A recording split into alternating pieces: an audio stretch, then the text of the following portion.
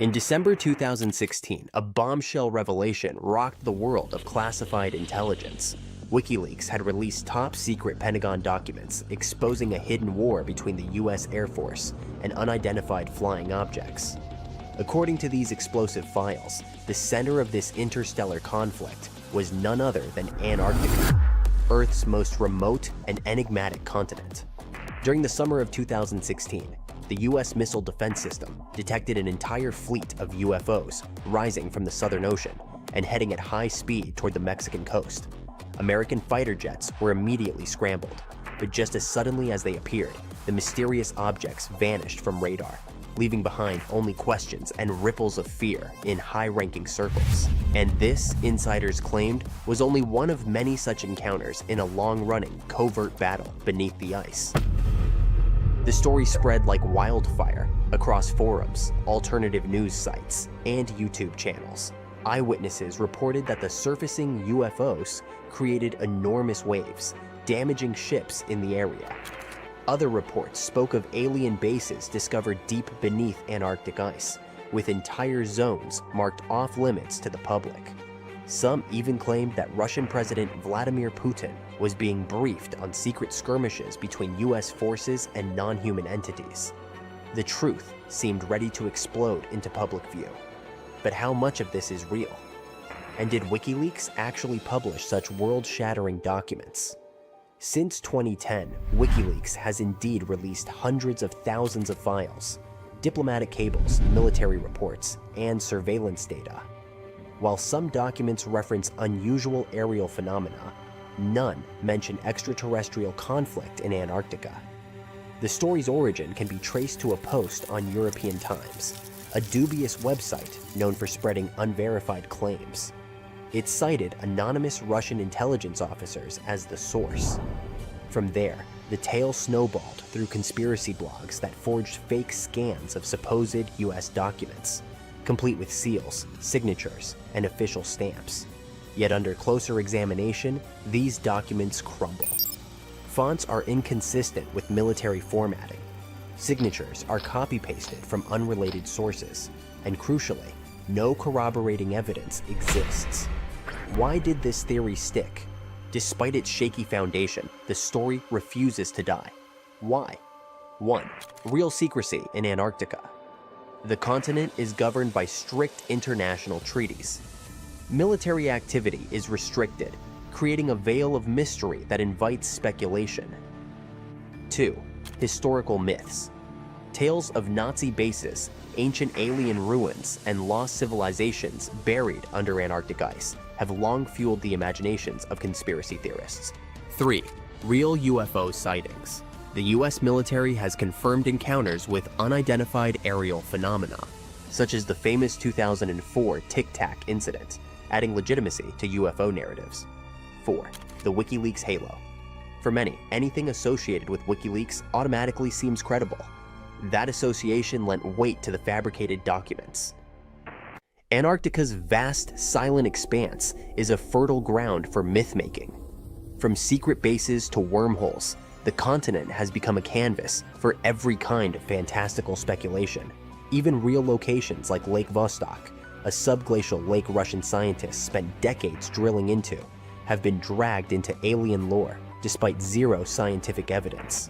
Unusual military flights near Antarctica in 2016 and 2017, including Boeing RC-135 reconnaissance planes, added fuel to the fire. Officials cited training and climate research, but to believers, they were part of a hidden campaign against otherworldly threats. The tale of a secret UFO war exposed by WikiLeaks is thrilling, but ultimately, it doesn't hold up. There's no credible documentation, no trustworthy sources, and no confirmation from WikiLeaks itself. Like many conspiracy theories, this one blends fragments of truth with layers of fiction, creating a narrative too seductive to let go. But seductive isn't the same as true. Behind the allure lies a stark reality. No aliens, no Antarctic war, just another myth, thriving in the shadows of secrecy and our eternal hunger for the extraordinary. Still, as long as Antarctica stays silent, the legends will grow. because nothing feeds the imagination like a blank, frozen slate at the edge of the world. In 2012, a scientific expedition to Antarctica was nearing a groundbreaking discovery.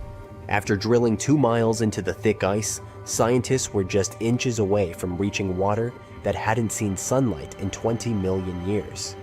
This pristine water, untouched by the outside world for millennia, could hold unimaginable secrets about the past and the history of life on Earth. But as they neared the water's surface, communication with the team suddenly went dark. 5 days later, 2 of the scientists were found dead, and the official report stated their deaths were caused by hypothermia. However, there was a witness who suggested that the story was far more complicated than it appeared. Antarctica is unique in many ways. It is not owned by any country, and the laws governing its land and research are controlled by the Antarctic Treaty, which heavily regulates access to the continent. Visitors are restricted to specific zones, and they are required to be accompanied by an approved escort to ensure they don't stray into areas that are off limits. While these regulations are presented as measures to protect the fragile environment of Antarctica, many insiders believe there is another, far more sinister reason for the strict control. Something dangerous and far-reaching lies buried beneath the ice. In February 2021, a chilling image appeared on the paranormal board of 4chan. A user posted a screenshot of Google Maps showing a bizarre shape in the frozen landscape, what appeared to be a massive, spider-like creature. At first, people dismissed it as a hoax, a product of imagination or digital manipulation. However, things took a strange turn when Anton, the son of a former Navy lieutenant who had been stationed at McMurdo Base in the 1990s, posted photographs of his father's military memorabilia. His father, Joe, had uncovered strange and disturbing occurrences in Antarctica, especially in a restricted zone to the east of McMurdo. Joe had attempted to inquire about the area, but he was met with resistance and told that the information was classified. Anton revealed the coordinates of the location, which, when checked on Google Earth, displayed blurred images. Joe's first night at McMurdo was marked by a mysterious event that would haunt him for years. Soldiers arrived at the base carrying a man who was critically injured. The injuries were too precise, too unnatural for a simple animal attack, and the soldier who brought him in was in a panic. The soldier muttered something about releasing something we shouldn't have. When Joe pressed for more information, he was met with hostility, and a gun was pointed at him. The soldiers refused to speak further on the matter. This encounter was only the beginning of Joe's unsettling experiences at the base. By the early 2000s, reports started emerging from a Japanese ship patrolling the Antarctic waters. The crew claimed to have spotted what they initially thought was an iceberg, until it began to move. The object, which was 60 feet long, had pale skin and large black eyes, features that seemed otherworldly. Some of the crew reported seeing arms, hands, and fingers on the creature, while others insisted it had a long tail resembling a mermaid's. This mysterious creature, later dubbed Nanon, would occasionally surface to observe the ships before vanishing again into the icy depths. In 2007, a satellite image surfaced, showing something large moving beneath the water near the Antarctic coastline. Cryptozoologists and conspiracy theorists alike were quick to speculate that this could be an intelligent species, long hidden from humanity in the frigid, dark depths of the Antarctic oceans. Some even suggested that it might be the product of a secret, sinister genetic experiment, a hybrid of whale DNA and human genetics, designed to create a creature with abilities far beyond anything nature had intended. As Joe continued his investigation at McMurdo, he began to notice an increasing number of soldiers arriving with strange, precise injuries. These wounds, too perfect to be the result of animal attacks, were attributed to encounters with creatures known as striders. The striders were massive, terrifying entities capable of leaping across the icy terrain in incredible bounds. As Joe dug deeper into classified files, he discovered links between Antarctica and secret military operations. It appeared that the Striders were part of a covert project that involved breeding super predators, creatures designed to carry out specific, highly dangerous missions, including human trafficking. The secret research facilities that Joe uncovered were breeding these creatures in hidden laboratories deep beneath the ice. Joe's investigation revealed that the goal of this breeding program was not just to create a terrifying monster, but to use it as a tool for trafficking humans across borders. He uncovered evidence of a global human trafficking network, with shipments of people being sent to various parts of the world. This secret operation, which had connections to powerful governments and organizations, was operating under the radar, its full scope hidden from the public eye. In 2017, researchers studying Lake Vostok, one of the largest subglacial lakes in Antarctica, discovered DNA samples that suggested the presence of a life form with intelligence far beyond that of any known species. The creature, known as Organism 46b, was captured temporarily by a Russian research team, and its abilities were nothing short of astonishing. The creature could disable security systems and even change its shape, adapting to its surroundings. This was not just an ancient predator. It had evolved into something far more dangerous than anyone could have imagined.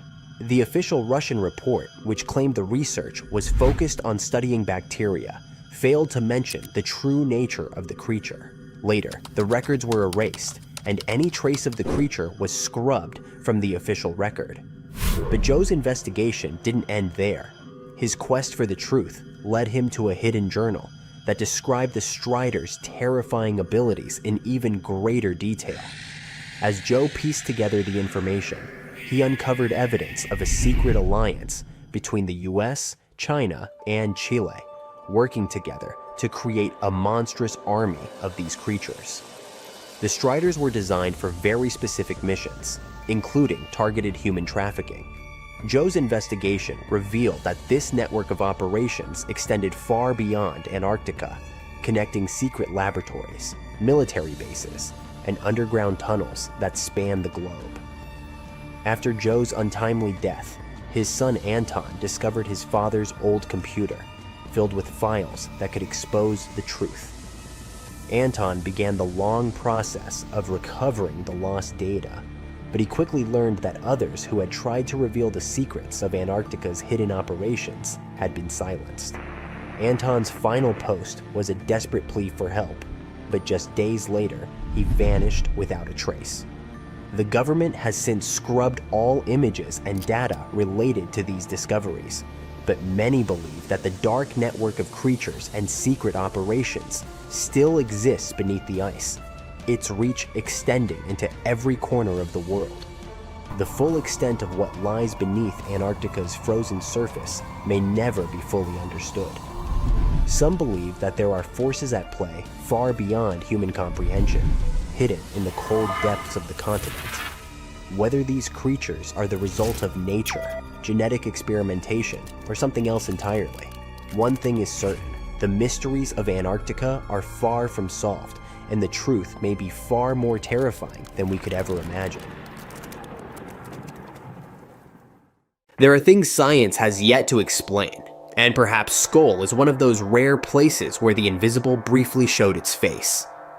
In the fog-veiled countryside of rural Norfolk, England, lies the unassuming village of Scole, a place that would, in the 1990s, become the unlikely epicenter of what some hailed as the greatest paranormal experiment in modern history. What began in a modest basement with 4 individuals, 2 mediums, Robin and Sandra Foy, and their close companions, Alan and Diana Bennett, quickly spiraled into a 5-year saga that continues to divide scientists and spiritualists alike. This was no ordinary seance. This was the Scole experiment, a series of hundreds of sessions where the very laws of nature appeared to unravel. According to those present, what transpired inside that pitch-black room defied reason. Glowing orbs darted through the air, seemingly with awareness, weaving between participants and performing acrobatics no mechanical device could mimic. Unexposed film rolls, locked inside sealed containers, returned with ghostly faces, symbols, and even written messages, all allegedly created without a camera or light. Voices from nowhere echoed through the room and appeared on tape recordings, calling themselves beings from the other side. Chilling breezes, phantom touches, and sudden temperature drops hinted at unseen presences. Objects materialized on the seance table. Coins, flowers, crystals, even handwritten notes. Items which observers swore were not present at the session's start. The atmosphere was electric, eerie, holy to some. And unlike Victorian-era table rapping, this wasn't happening in some dusty parlor in 1873. This was the 1990s, a time of digital watches and CD players, a time when such claims should have been unthinkable. The mediums said they were in contact with a group of intelligent, discarnate beings known as the Team, spiritual entities allegedly working from another dimension to build a technological bridge between their world and ours. The goal? To prove, definitively, that death was not the end. The scientific response. Far from being dismissed by fringe believers, the Scole experiment attracted the attention of the Society for Psychical Research, SPR, one of the oldest scientific bodies dedicated to the study of unexplained phenomena. Physicists, psychologists, engineers, they all came to Scole, some returning multiple times. Their reactions? Astonishment. Some even hinted that they had seen enough to believe. In 1999, the SPR published a 300-page report, not in the tabloids, but in their official journal. The tone was cautiously optimistic, yet the report acknowledged, if these events are genuine, the implications are profound. For a moment, the world blinked. It seemed we were on the edge of something enormous. A crack had appeared in the wall of materialism, and on the other side, there was something else. But then the questions started. Because here's the thing, while the Scole experiment felt revolutionary, its foundations begin to crumble under scrutiny. Every session occurred in total darkness. Not dim light, not candlelight. Absolute blackness. No video evidence, no infrared, no cameras were allowed. Why? The mediums said it would disturb the spirits or interfere with the energy. The unexposed film used in the experiments was always handled exclusively by the mediums. They sealed it, they stored it, they developed it. There was no independent oversight, no peer-reviewed verification, no replication by third parties, no controlled experiments under strict lab conditions. When other scientists requested to run sessions under controlled conditions, even simple red lighting or using their own film rolls, the answer was always no.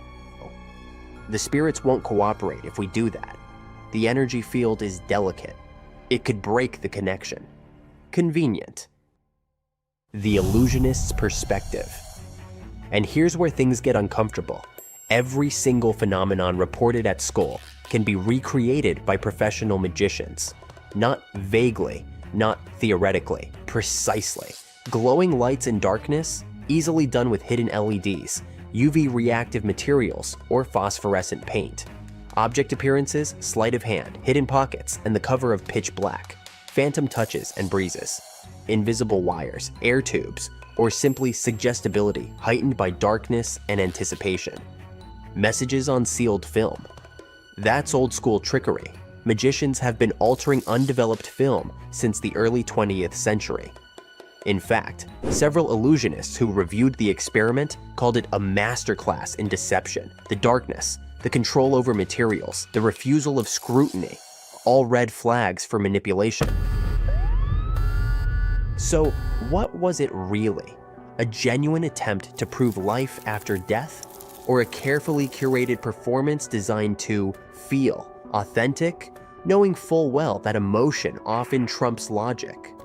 No independent verification, no open testing, no hard data.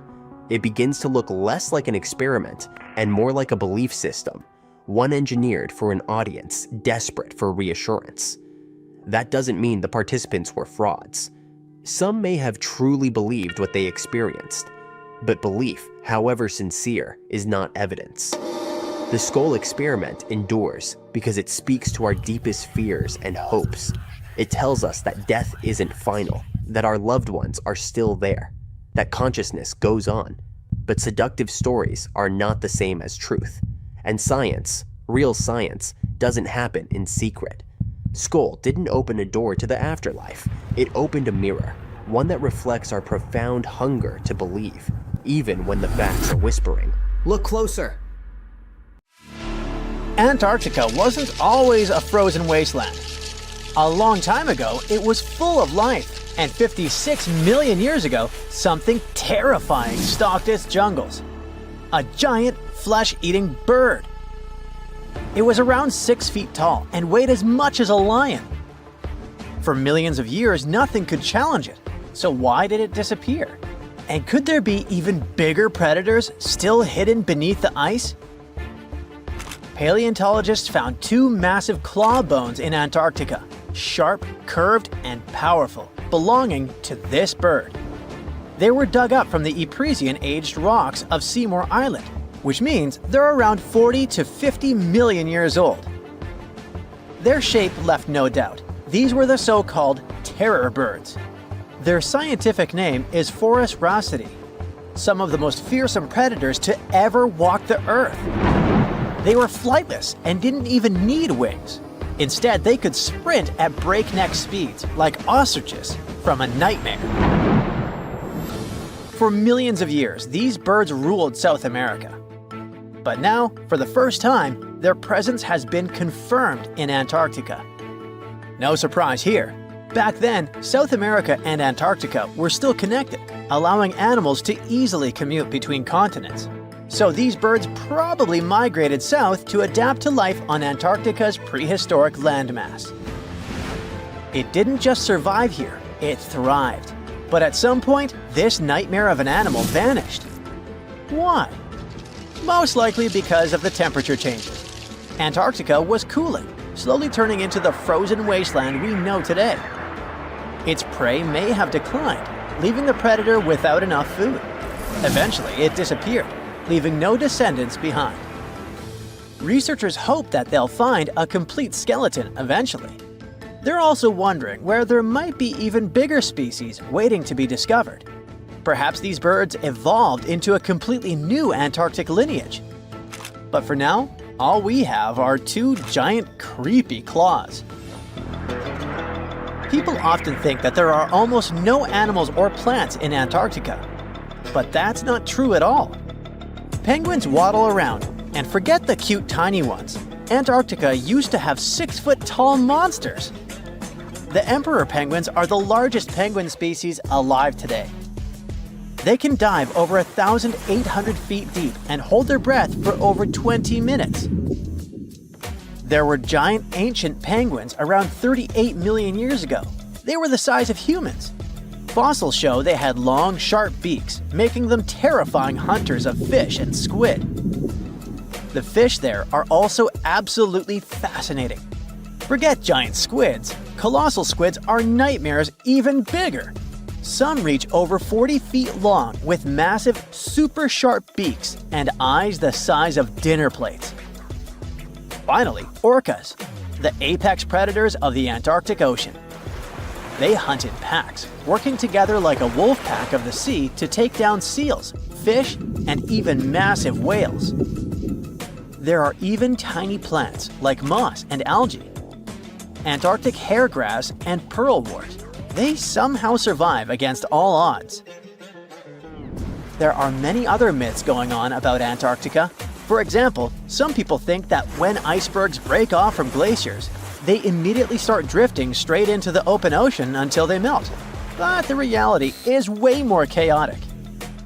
First, when an iceberg breaks off from a glacier or ice shelf, it has to deal with underwater obstacles. It can stay stuck on the seafloor for decades without moving. Then they get caught in powerful whirlpools and spin in place for months. One iceberg, a 23A, spent nearly 40 years frozen in place before finally breaking free, only to get caught in a swirling ocean vortex for another 8 months. After that, their paths are influenced by ocean currents, tides, winds, and even underwater topography. They don't just float freely, their movements are full of literal, unexpected twists. And speaking of glaciers, another strange rumor is that some humans can't travel more than 311 miles inland in Antarctica because of an impassable ice wall, freezing jet fuel, deadly winds, and no oxygen. But this is completely false. Antarctica has been explored by planes, vehicles, and even scientists on foot. There's an entire research station sitting at the South Pole. People live there all year long. The ice wall is real, a massive ice cliff rising above the ocean. But that isn't some secret barrier, it's an ice shelf. These are thick slabs of ice that form when glaciers slowly flow off the land and spread over the ocean. Almost 3/4 of Antarctica's coastline is made up of them, but they don't form some giant ring around the world. Antarctica is one of the most extreme places on Earth, but we've conquered its challenges, and we keep learning more about it every year. That's why every year, millions of dollars are poured into keeping research stations running, protecting wildlife, and making sure the people who live there have everything they need. But where does all this money go? Well, Antarctica stations are basically small cities. There's electricity, heating, water purification, food storage, and medical facilities. The biggest station, McMurdo, is basically a town with over 1,000 people in summer. It has everything from a fire station to a gym. The South Pole Station is super deep inland, so it's one of the hardest places to supply. Getting food and fuel there requires airplanes flying thousands of miles in extreme cold. But the internet loves a good mystery. When Google Maps revealed what looked like a massive doorway in Antarctica, conspiracy theorists went wild.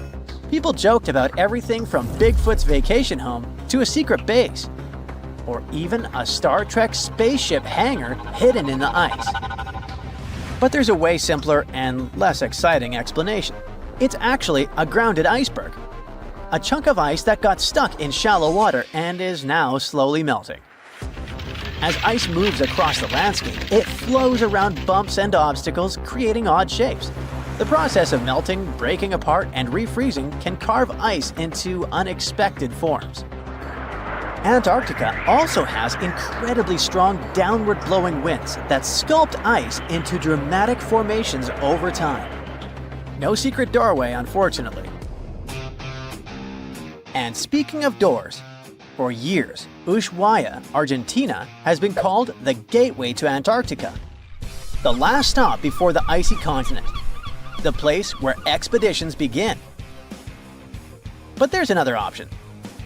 Punta Arenas, Chile. Let's compare them. Ushuaia is closer to Antarctica. It's the top departure point for tourists going on cruises.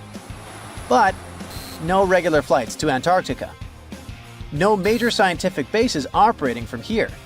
It's basically controlled by the military, which refuses to allow private flights, only commercially operated ships. Yes, Punta Arenas is further from Antarctica, but 22 countries and global organizations use it as their main base. There are regular flights to Antarctica happening there every year. Private airlines can actually operate here, making it the real air connection to Antarctica. Ushuaia may have the best location physically, but Punta Arenas actually runs the show. Argentina made a huge error in picking its Antarctic airbase. Instead of setting up a simple, accessible base at sea level, they built Marambio Base, very high on rough terrain, completely impossible to reach by land. Everything has to be flown in by helicopter, making operations slow, expensive, and frustrating. For 50 years, Argentina stubbornly stuck to this bad decision, while Chile set up efficient, well-planned bases that the world now uses. If things don't change, Ushuaia will be nothing more than a tourist stop. But what's terrifying is that Antarctica seems to be returning to its past. It's supposed to be the coldest place on Earth, but something shocking happened just recently. For the first time in recorded history, temperatures in Antarctica broke 68 degrees Fahrenheit. This continent is buried under miles of ice. Usually, temperatures there can drop to minus 112 degrees. But in the winter of 2020, scientists recorded an insane 69 degrees on Seymour Island, hotter than many places in Europe at that time. Scientists believe there are several reasons for that. First, there are changes in the way heat moves around the planet's waters. Second, melting permafrost due to the planet warming. It looks like the climate is changing faster than expected. So, there's a mysterious doorway in the middle of Antarctica. Some people think it's Bigfoot's vacation home, or a shuttlecraft from Star Trek, or maybe a door to Agartha, a mythical kingdom some people believe is located in the center of the Earth. Well, the scientists debunked all these poetic theories and explained that what looks like a mysterious doorway is located in an area of fast sea ice. It's offshore of the coast and is full of little islands with shallow water around them. When ice flows around hard rocks hidden underneath, it can create patterns that look odd but are totally normal. In this spot, the ice is thin, so the rocks underneath have a big effect on how the ice moves. The cold winds in Antarctica also shape the ice and snow and make it look like they're lines and shapes. So, the mysterious doorway is just a rocky ridge poking out because the ice has melted a little. The top of the doorway is the tip of the rock, and the sides are snowy trails left by strong winds blowing in the same direction. It's essentially an iceberg that got stranded and is melting in one place. One YouTuber found another out-of-place mysterious object more than 150 miles off the shore of Antarctica, a 400-foot-long ice ship. The internet went wild with theories like that the ship must have ended up there right from the Bermuda Triangle. But there was no scientific proof that it was a ship and not just a large chunk of ice. And once some other internet users revisited the place, they noticed the ice melted in the summer and the hypothetical ship was gone. Another mysterious Google Maps find in Antarctica was a pyramid. And before you make up an exciting theory about how the ancient Egyptians built a secret base here, I have to tell you it turned out to be just a mountain. It's part of the tallest mountain range in Antarctica that stretches for almost 250 miles. It's not the first pyramid on this continent, as explorers from the British Antarctic Expedition found another unusually shaped mountain and nicknamed it the Pyramid. But this one didn't even have a pyramid shape. Here's one Antarctic find that definitely won't disappoint you: a giant ice shelf that reminded scientists of the Grand Canyon. A special submarine robot named RAN covered over 600 miles under the thick ice and brought back some amazing footage of icy mountains, valleys, flat plateaus, and swirly patterns made entirely of ice. One of the strangest things RAN found was giant bowl-shaped holes, or scoops, in the ice. Sadly, scientists lost track of the robot. They think that curious Wendell seals may have accidentally bumped into RAN and caused it to get stuck. To save energy, RAN probably shut itself down, and the scientists couldn't find it again. But the team is hoping to build a new robot and continue exploring this icy canyon to see how the patterns under the ice might change over the years. Another huge Antarctic canyon was found thanks to bad weather. A team of sound experts had to pause their work at the Casey Research Station in a storm. Instead of waiting around, they decided to use the unexpected free time to map the seafloor near Adams Glacier. And that's how they found a canyon that is almost 7,000 feet deep, almost 30,000 feet wide, and stretches over 28 miles away from the glacier. During the mapping, they discovered just part of the canyon before they had to go back to the research station. But when bad weather came in again, the ship went back and mapped more of the canyon. They were working in waves up to 13 feet high and super powerful winds, but they managed to get about 15 hours of data to complete their map. On the way back to Australia, they stopped one last time, and now they've got a full picture of the canyon. Studying it is helping scientists learn more about the history of glaciers and the interaction between the Antarctic ice sheet and the ocean. Now, there's a frozen lake in Antarctica called Lake Enigma. For a long time, people thought the lake was completely frozen solid. But during one expedition, researchers found that under the thick ice, there was a layer of liquid water about 40 feet deep. To learn more, they drilled through the ice and sent down a camera to explore what was hiding in the lake's depths. The lake's water, which they think comes from the nearby amorphous glacier through a secret underground pathway, was filled with strange microbial life. These tiny microbes lived in mats that covered the lake bed. Some of the mats were thin and spiky, and others looked like crumpled carpets, or even small tree-like shapes that grew up to 16 inches. Many of the microbes could make their own food through photosynthesis, just like plants do, and it gave the lake a high amount of oxygen. One of the coolest discoveries was a type of microbe which usually lives in low-oxygen places. Lake Enigma might be similar to environments on icy moons like Europa or Enceladus, so it could mean that these moons also have hidden water under their ice and possibly microbial life too.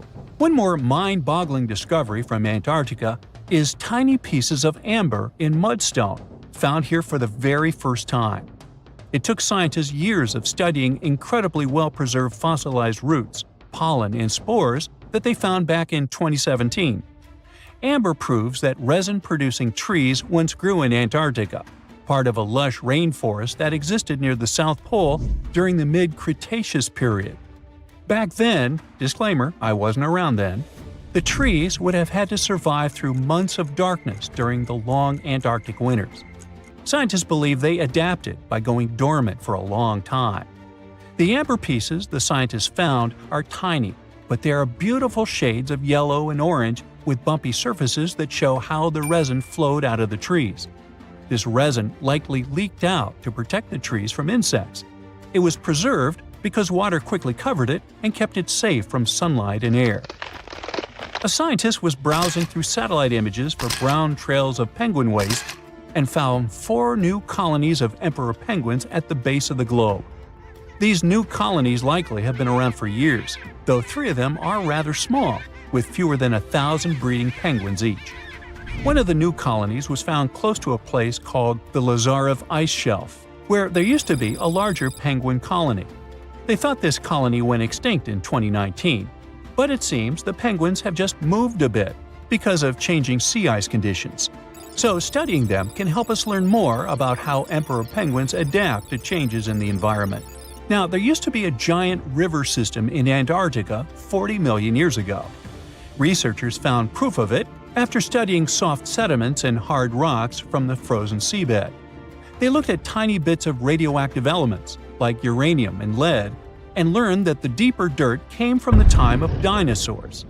The dirt closer to the surface was younger and had an interesting pattern, like the kind you see in river deltas today, such as in the Mississippi River or Rio Grande. Scientists found tiny signs of life in the sand. The river that once flowed here started in the Trans-Antarctic Mountains and traveled 930 miles before it reached the sea. Researchers kept studying newer layers of dirt from about 20 million years ago. They hope this will help them predict what the Earth's weather patterns might be like in the future. Consider Lake Enigma. What a fitting name! It's already strange enough because it's not even supposed to exist. But now, we stumbled upon actual life deep beneath it. And this just might help NASA in their search for life in outer space. The lake lies deep in the icy heart of Antarctica, so it's not really a water pool like we're used to, more like a lake-like block of ice, or so we thought.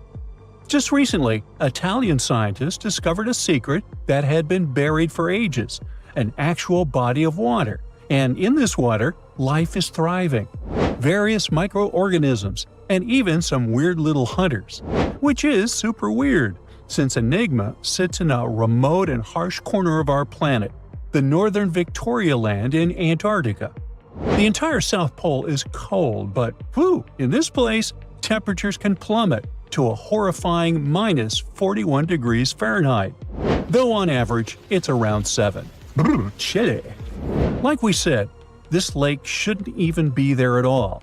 Antarctica is technically the largest desert on Earth, even though it's covered in snow, because it's super dry. There are 0 rains, truly little snowfall, and the sun barely evaporates anything. And even if there is some water, the insane winds make sure to dry everything out super quickly. Putting on our thinking caps, this lake should lose an unimaginable 7 million cubic feet of water every year. Yet, the water remains. Why? No one knows. Scientists say there could be something deep underground that refills it constantly. They just have no idea what that might be. Maybe deep underground rivers, melting ice, or something else entirely. But hence the name, the Enigma Lake. The block of ice we mentioned is permanent and super thick, at least 36 feet of it, and that's higher than a 3-story building. So researchers decided to check out if there's anything beneath it. They used a so-called ground-penetrating radar, a super smart echo detector for the ground. This radar sends invisible radio waves into the Earth. When they hit something underground, like rocks, water, or anything else, they bounce back to the device. By measuring how long it takes for the signal to return and how strong they are, we can determine the distance and what exactly the radar hit. That's how animals like bats, whales, and dolphins can see underwater. And we humans stole this cool nature idea to research buried structures and hidden caves. Scientists used this device all over the Enigma surface. This way, they were able to create an entire map of this under-ice world beneath. The water itself wasn't surprising. It's the unique ecosystem in it that shocked them. Unfortunately, no secret monsters or extraterrestrial secrets this time. But there are microorganisms there that may not exist anywhere else on Earth. Somehow, these creatures have managed to survive in complete isolation and extreme cold. It's not that we don't know these microorganisms, we've met them before, just not exactly like this. There are a couple groups hanging out down there. The first one is Bacteroidota. They love breaking down complex molecules, especially in your stomach, and help digest tough plant fibers. They mostly hang out inside us, but in the outside world, we might occasionally find them in soils and oceans. Then Actinobacteriota, genius chemists among bacteria. They decompose organic materials and help the soil get healthier. They're also famous for producing antibiotics, so we owe a lot of our medicine to them. The third one is Pseudomonadota. These guys weren't a surprise. They're crazy adaptable. They can thrive pretty much anywhere, from soil to water to the human body. Some of them are good, helping plants grow and in nutrient cycles, but others can be opportunistic pathogens. Ooh, bad guys. But what is actually a surprise is that Lake Enigma has tons of passibacteria. They're ultra small even for microorganisms and can barely do anything themselves. So they prefer to live in symbiosis or be little parasites, relying on their hosts for nutrients and other necessities. All these little chompers might be ancient. They could be remnants of a time before the lake froze over completely, which is hundreds of thousands of years ago.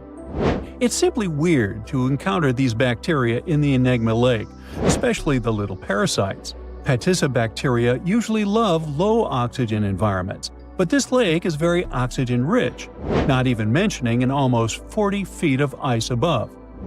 So all this means that even though we know who these guys are, this specific species might be new to us. They could have evolved with some unique adaptations and abilities using the lake's unusual chemistry. They probably rely on a super simple and delicate food web. Some of the microorganisms produce energy from light, well, whatever light gets down there, or the lake's chemicals. The symbiosis guys most likely survive by living on or inside their neighbors. Yep, these microscopic creatures hunt each other. Nope, things can't be peaceful even in a place like that. If we find out what their secret to survival is, we might learn more about chemistry, medicine, and even extraterrestrial life. Because if life can endure such extreme conditions, then it can probably appear pretty much anywhere, including our closest neighbors, Europa or Enceladus, the moons of Jupiter and Saturn. They definitely hide oceans beneath their frozen surfaces, and now there's a very high chance there might be some life there. Antarctica must be the closest thing we have to extraterrestrial exploration before we actually land on other planets. It's full of hidden mysteries and surprising creatures. Even outside of Lake Enigma, the South Pole harbors life. Just take the McMurdo Dry Valleys, which are often referred to as Earthly Mars. These are among the most mysterious and extreme places on our planet. They're stretching across Victoria Land in Antarctica, and this is one of the driest places on Earth. Makes sense if you remember the name. Surprisingly, unlike other parts of the South Pole, this land is almost entirely devoid of snow and ice, just lots of super cold ground. There might even be some sand dunes nestled here and there between the rugged mountains. The ground is mostly covered in loose gravel, scattered with ancient rocks made of granite, and something interesting called gneiss, just spelled differently. It's the type of rock that's been through a lot, literally. It's usually born when granite and sedimentary rocks have to endure insane pressure or horrifying heat for a while, a process called metamorphism. These conditions are so intense that they literally rearrange the minerals into layers. That's why gneiss has such beautiful foliated looks. It's the planet's version of baking a layered cake. It's amazing because this place is almost exactly the way it was millions of years ago. These valleys are frozen in time, and they give us a little glimpse into Earth's distant past. And that includes life. Once again, local winds are absolutely terrifying gusts of cold air racing downhill, and they evaporate snow faster than it can even melt. So, logically, you shouldn't find much water here, not even mentioning life. But somehow, you can still stumble across frozen lakes and saline ponds in the dry valleys. And local life stretches all reason and our understanding of biology. It exists inside the rocks themselves. Microorganisms are hidden in slightly moist cracks and crevices. Deep inside, there's endolithic bacteria.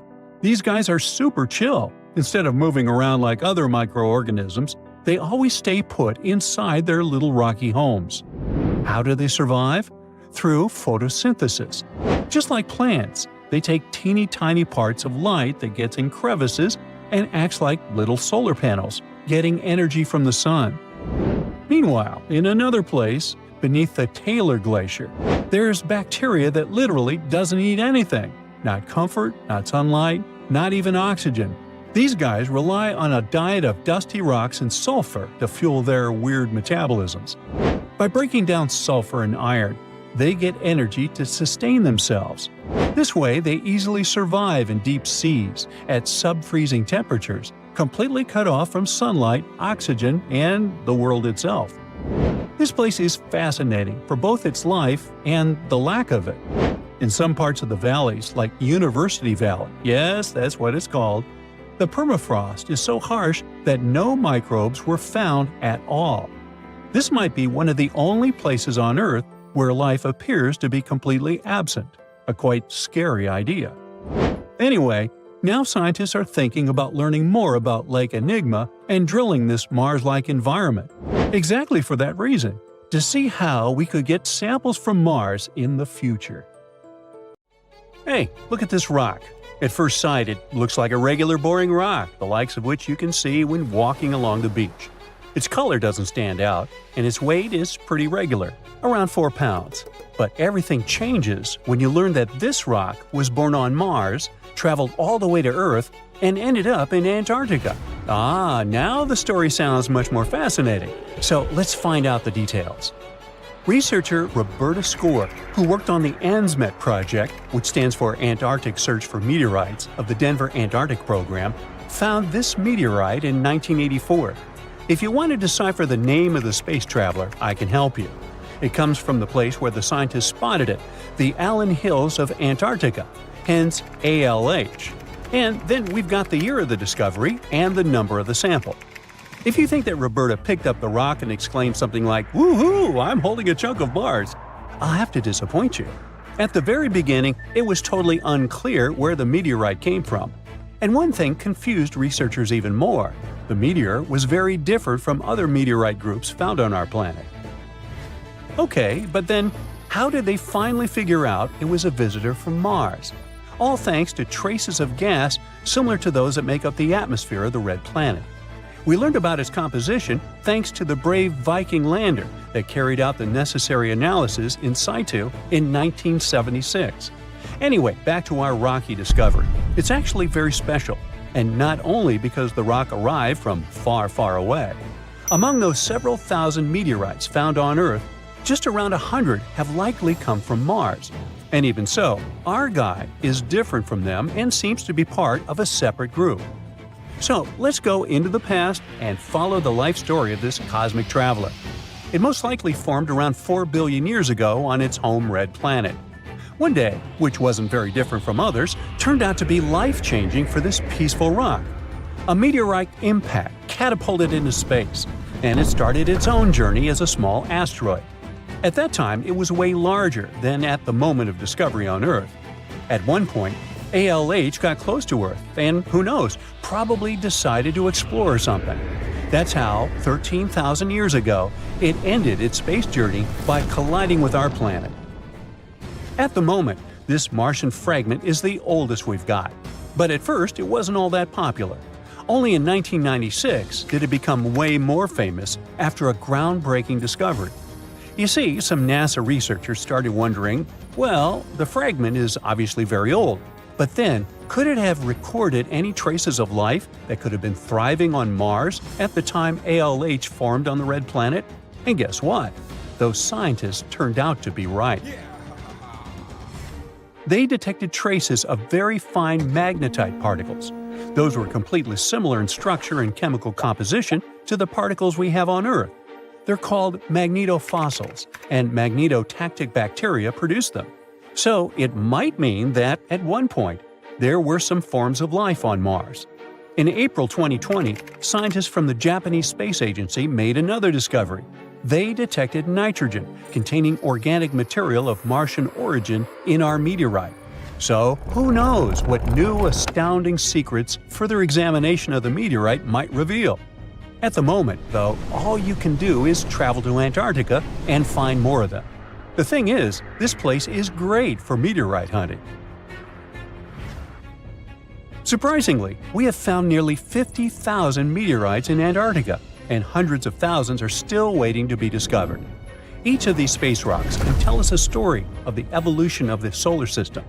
For example, the very first lunar rock found on the icy deserted continent proved that chunks of space objects larger than asteroids can also end up on Earth. So, let's say you got inspired and decided to go meteorite hunting all the way to Antarctica. Well, get ready for some serious challenges. Despite their potential abundance, finding space rocks isn't as easy as it might seem. You'll have to visit remote areas, and there's still no guarantee that you'll be able to spot a meteorite. And that's actually a huge problem. Meteorites are vanishing from sight. Currently, scientists find about 1,000 meteorites in Antarctica each year.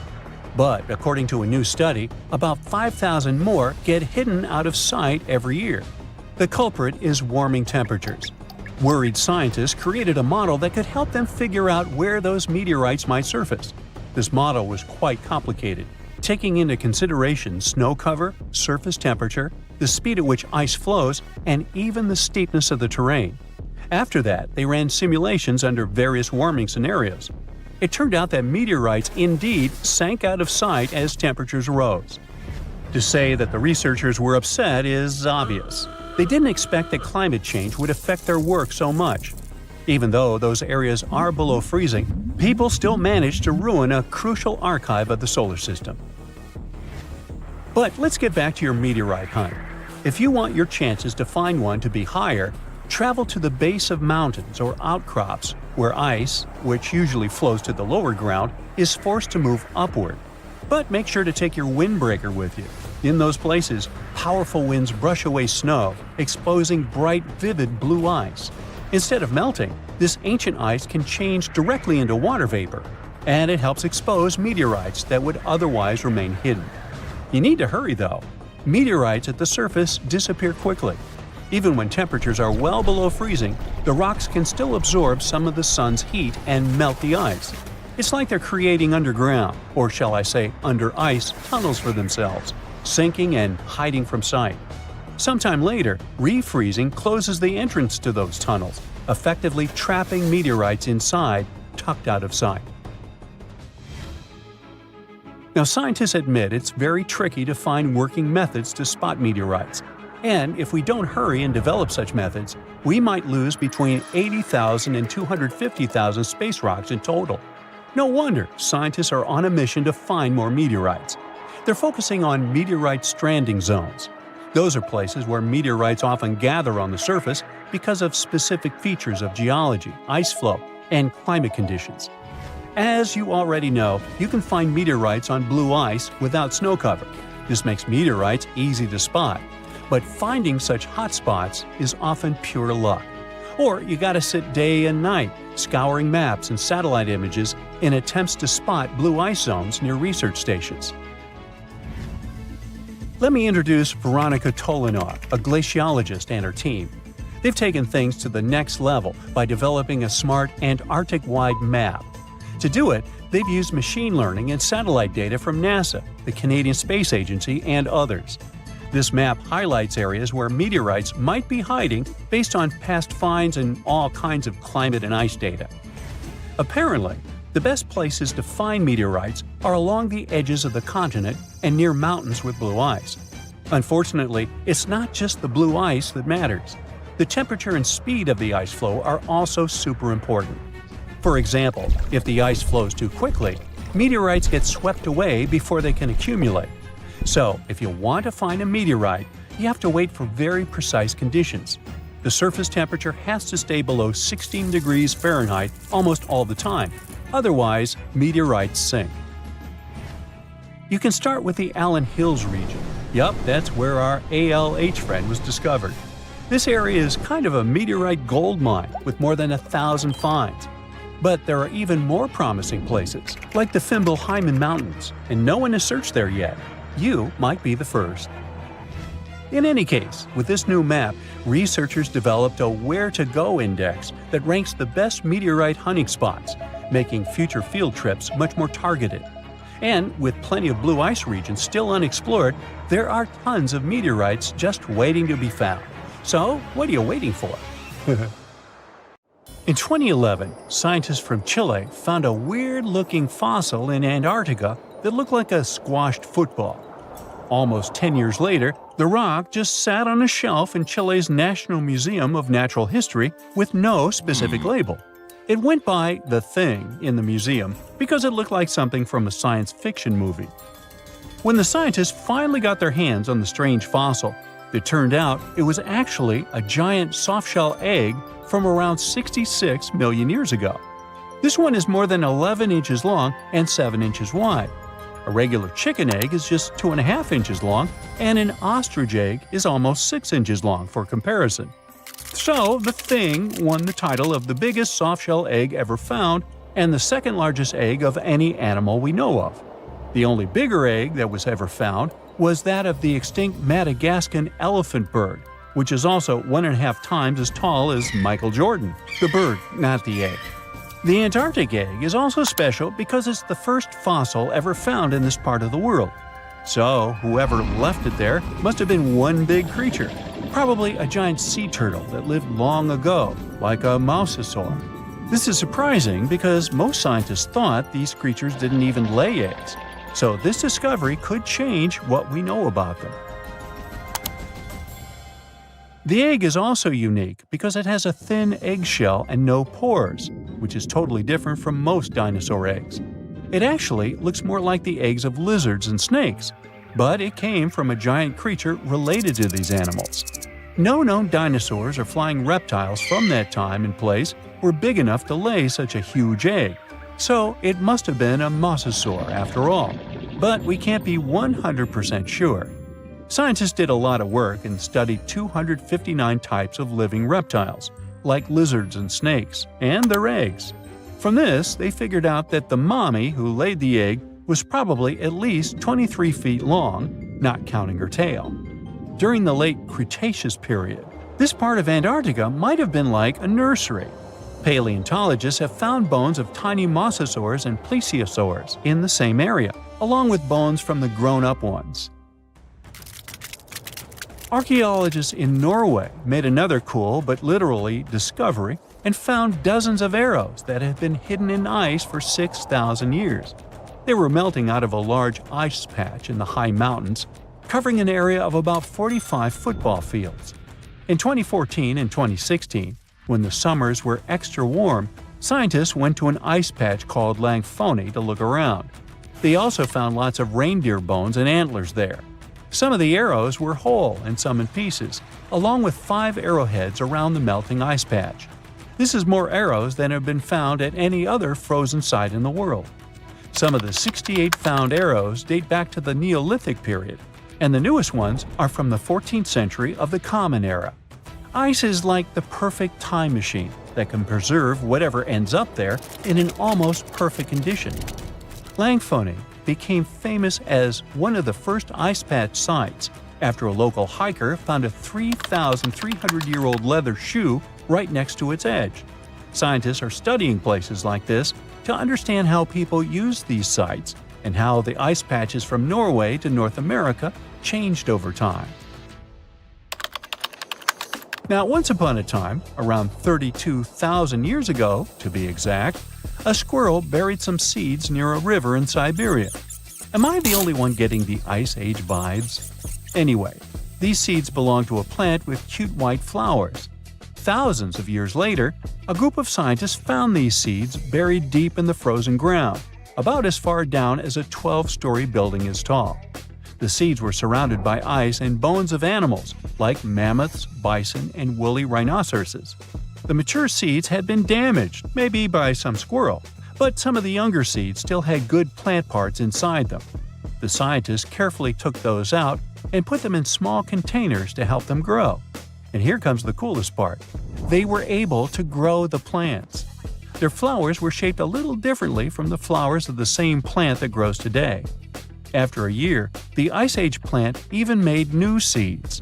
Based on this, the scientists suggested that permafrost could be a depository for an ancient gene pool, and we could find extinct species there and bring them back to life. Scientists on an icebreaker in Antarctica were looking for whales but found something way more unusual. The camera behind the ship, which is as heavy as a car, detected 16 million icefish nests on the floor of the Weddell Sea. The nests were located about every 10 inches in all directions and covered an area of 93 square miles, which is slightly bigger than the whole of Washington, D.C. The colony even had a distinct border, which was a line in the sand. The scientists were in the area because they were studying a special spot in the ocean where the water was a little warmer than the water around it. In this warmer water, they found tiny animals called zooplankton near the top. When the young icefish hatch, they swim up to this area to eat the zooplankton before going back down to the seafloor to grow up and have their own offspring. Since there was so much food, it made sense to see icefish in this warm water. But they didn't expect to find such a huge number of icefish nests, much more than anyone had ever seen before. New Zealand's Antarctic Heritage Fund found some old photo negatives in a hut in Antarctica. They turned out to be unique images from the Ross Sea Party. It was a famous failed expedition led by Ernest Shackleton. He wanted to become the first person to cross Antarctica by land, from the Weddell Sea to the Ross Sea, passing through the South Pole. But things went wrong when their ship, the Aurora, was blown out to sea. They had to use the hut from another explorer, Captain Robert Falcon Scott. His goal was to be the first person to reach the North Pole, but sadly, he didn't succeed either. The negatives were made of cellulose nitrate and were found stuck together in the small box. The Trust took the negatives back to New Zealand, where they carefully separated them and discovered 22 hidden images. Many of the photos were damaged, but the Trust could still recognize some familiar places around McMurdo Sound, a well-known area in Antarctica. No one knows for sure who took the pictures. In December 2021, some scientists noticed a strange mark on the Larsen ice shelf.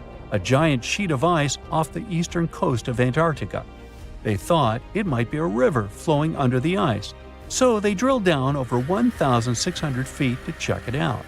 They expected to find water, but they didn't expect to see that the water was full of fast-moving creatures called amphipods. The scientists also found that the water in the underground river had unusual layers of currents moving in different directions, which they still don't fully understand. Another surprising thing happened during their research. On December 20th of the same year, a volcano erupted far away in Tonga, and the pressure waves from the eruption were detected all the way down in the ice river in Antarctica. It shows how everything on our planet is connected, even in the most distant places. Look at those lush coniferous forests and tundra. What a wonderland. You may have mistakenly thought it's Canada, but it's not. It's Antarctica, about 34 million years ago. So what makes Antarctica this frigid today? It turns out a mix of dropping carbon dioxide levels and some tectonic shuffle played a huge role in transforming this ice-free paradise into the frozen continent we know now. About 50 million years ago, CO2 concentrations were sky-high, strutting around at around 1,000 to 2,000 parts per million. But as those levels tumbled down, global temps started to drop, paving the way for the mighty ice sheets that later took over Antarctica. While the CO2 dive was happening, tectonic activity was also working its magic. The big split between South America and Antarctica opened up the Drake Passage, which created the Antarctic Circumpolar Current. This powerful current acted like a bouncer, keeping warm air and ocean currents from crashing the Antarctic party, and helping keep things rather frosty. If you mix up Australia and Antarctica, you're not that wrong. These two continents used to be one. If you mix up Austria and Australia, it's much worse. By the way, don't fall for the internet myths and memes. There's no help desk in Austria specifically for people who intended to fly to Australia. Now, look at this magnificent Australian pink beach. It's precious, and not in a figurative sense. Those mysterious pinkish sands are actually garnet, and it's widely used in jewelry. Geologists studied those sands and came to the conclusion that the garnet contained there is older than local mountains. That doesn't make sense, right? In fact, it does. You see, Australia didn't used to be this very detached continent as it is now. Many millions of years ago, Australia and Antarctica were part of the supercontinent Gondwana, and glacial erosion released the garnet, which eventually made its way to the beach. These sands formed when South Australia was flat and chill, long before the mountains appeared. Most garnet gets washed away, but this batch has a rich history, tracing back to glacial rocks in the Transantarctic Mountains. So this pink sand comes from an ancient mountain range hidden under Antarctic ice. Not only does Antarctica ice hide gems like garnet, if you look harder, you might find entire buildings. Sounds insane, but this is exactly what a British explorer did. His name is Chris Brown, and he uncovered an entire building beneath the ice. He was traveling to the pole of inaccessibility, and it all started with a bummer.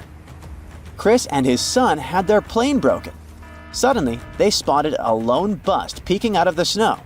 This place was an old meteorological station.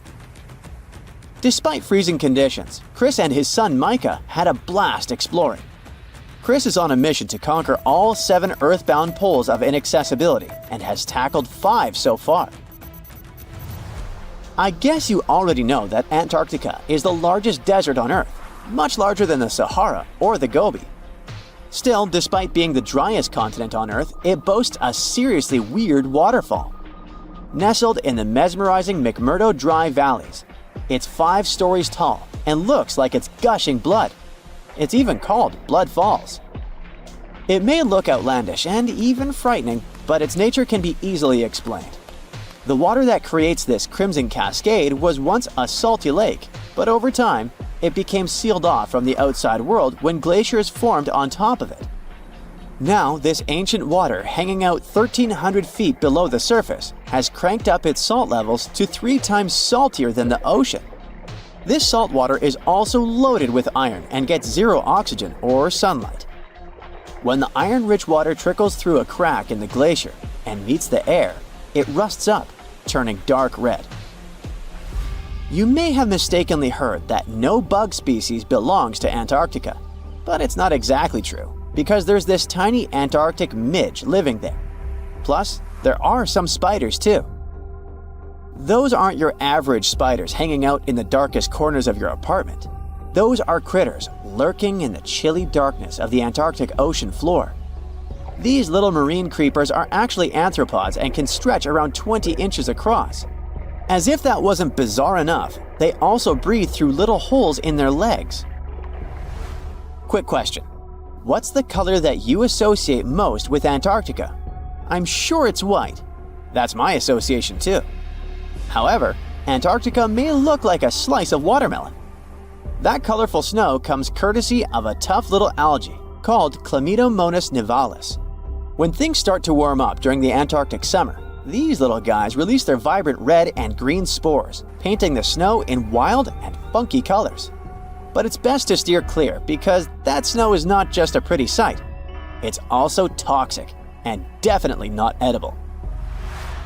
Searching for fossils is always a blast, but when you're in one of the most remote spots on the planet, it gets even more exciting. A diverse team of scientists recently hit the mother lode, pulling in over a ton of fossils from ancient marine life, dinosaurs, and birds from the late Cretaceous period, about 71 million years ago. Their adventure kicked off with a flight to South America, followed by a 5-day trek through the infamous Drake Passage. Upon reaching Antarctica, they set up camp using helicopters and inflatable boats. You might be thinking, why dig in Antarctica with all that ice? Well, it turns out there are places where rocks pop up, depending on the season. The team went to James Ross Island, located in the Antarctic Peninsula, and they went there during February and March. And that's one of the few parts of Antarctica where in summer, rocks are exposed, and those rocks can come from the age of dinosaurs. The expedition was a success, as they discovered over a ton of remarkable finds. Next up, the fossils will head to Chile before making their way to Pittsburgh's Carnegie Museum of Natural History. Among their discoveries, they found relics dating back about 71 million years, alongside some around 67 million years old, including plenty of snails, clams, and various marine creatures. Yikes! Look at this creepy sea worm. It could live in LA and be a star in a horror movie, but it chooses to call the chilly waters of the Southern Ocean near Antarctica its home. These worms can grow up to 8 inches long and 4 inches wide, but don't let their spooky exterior trick you. Research suggests they might actually be superheroes in disguise, playing a vital role in keeping ecosystems buzzing. Now, see that head? It's not really a head, it's just a retractable throat that helps this toothy creature chow down on its meals. Antarctica has many creepy critters to offer. Let me introduce you to the Antarctic strawberry feather star. It's not like Patrick from SpongeBob though. It's more like a deep-sea creature straight out of a horror movie. Picture this, 20 wiggly arms, some stretching up to 8 inches, all decked out with these bizarre little bumps. Yikes indeed. Back in 2014, scientists buried 34 seismic monitors in the snow on the Ross Ice Shelf, which is huge. Think of it as an ice slab the size of Texas, just chilling over the Southern Ocean. These clever little machines picked up a nearly non-stop buzzing. Even though our human ears usually can't catch these low-frequency sounds, scientists have worked their magic and made them audible for us. They even shared the creepy audio online. A glaciologist from the University of Chicago says that if you could hear this vibration, it'd sound like a swarm of cicadas taking over the backyard in late summer. But these glacier explorers weren't trying to capture spooky tunes. They're actually on a mission to monitor the Ross Ice Shelf because things are heating up, literally, and the ice is melting faster than ice cream on a hot day. Ice shelves are like Earth's safety plugs, keeping all that massive ice from surging into the ocean. So what exactly is making all that noise? It's likely just strong winds whipping across ice dunes, creating a kind of natural vibration. Oh boy, scientists predict a volcanic eruption that is likely to be one of the most destructive in the history of our species. There's a 1 in 6 chance of it happening in this century, and it could seriously change the climate even more and put millions of lives in danger. Back in January 2022, the Hunga Tonga Hunga Ha'apai volcano erupted in the South Pacific Ocean, creating a huge explosion. It sent tsunamis all the way to Japan, North America, and South America. Tonga itself was hit hard, with damage costing nearly 20% of the country's entire economy. Now, researchers at the Niels Bohr Institute in Copenhagen have studied ice samples from Greenland and Antarctica, and their findings are worrying, predicting potential global volcanic disaster. They say there's a real chance of a much bigger eruption, a whopping 10 to 100 times larger than Tonga's. In the past, eruptions this size used to change the climate and even cause civilizations to collapse. Despite future volcanic eruption risks, experts say the world isn't prepared at all. Michael Cassidy, a volcanologist from the University of Birmingham, warns that no sufficient effort is made to handle a disaster like this. He says that NASA and other space agencies spend billions on asteroid defense. At the same time, a volcanic supereruption is way more likely than an asteroid impact. And right now, there's no global plan for dealing with a massive eruption, even though it's likely to be far more destructive.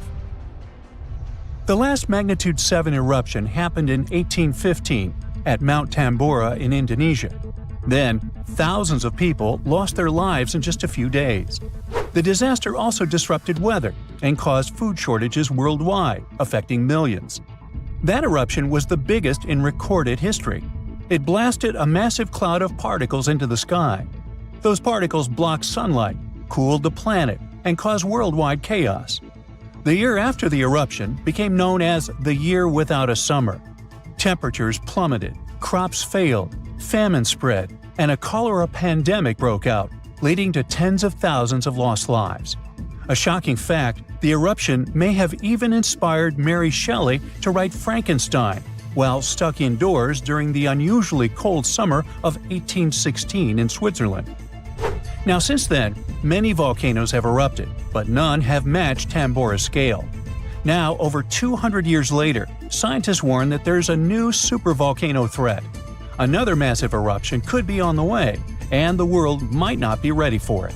So, while scientists seriously discuss the likelihood of the next volcanic eruption, experts are calling for urgent action to prepare before it's too late. So, the thing is, a massive volcanic eruption today could be even more devastating than the Year Without a Summer. Unlike back then, we're already dealing with all kinds of weather changes and a more fragile global system, which could make the effects even worse. Dr. Michael Rampino, a geological scientist, warns that the world is more unstable now, and it means that a modern-day mega-eruption could have even more severe consequences. But this time, greenhouse gases from fossil fuels may make the aftermath of such an eruption even colder instead of warmer.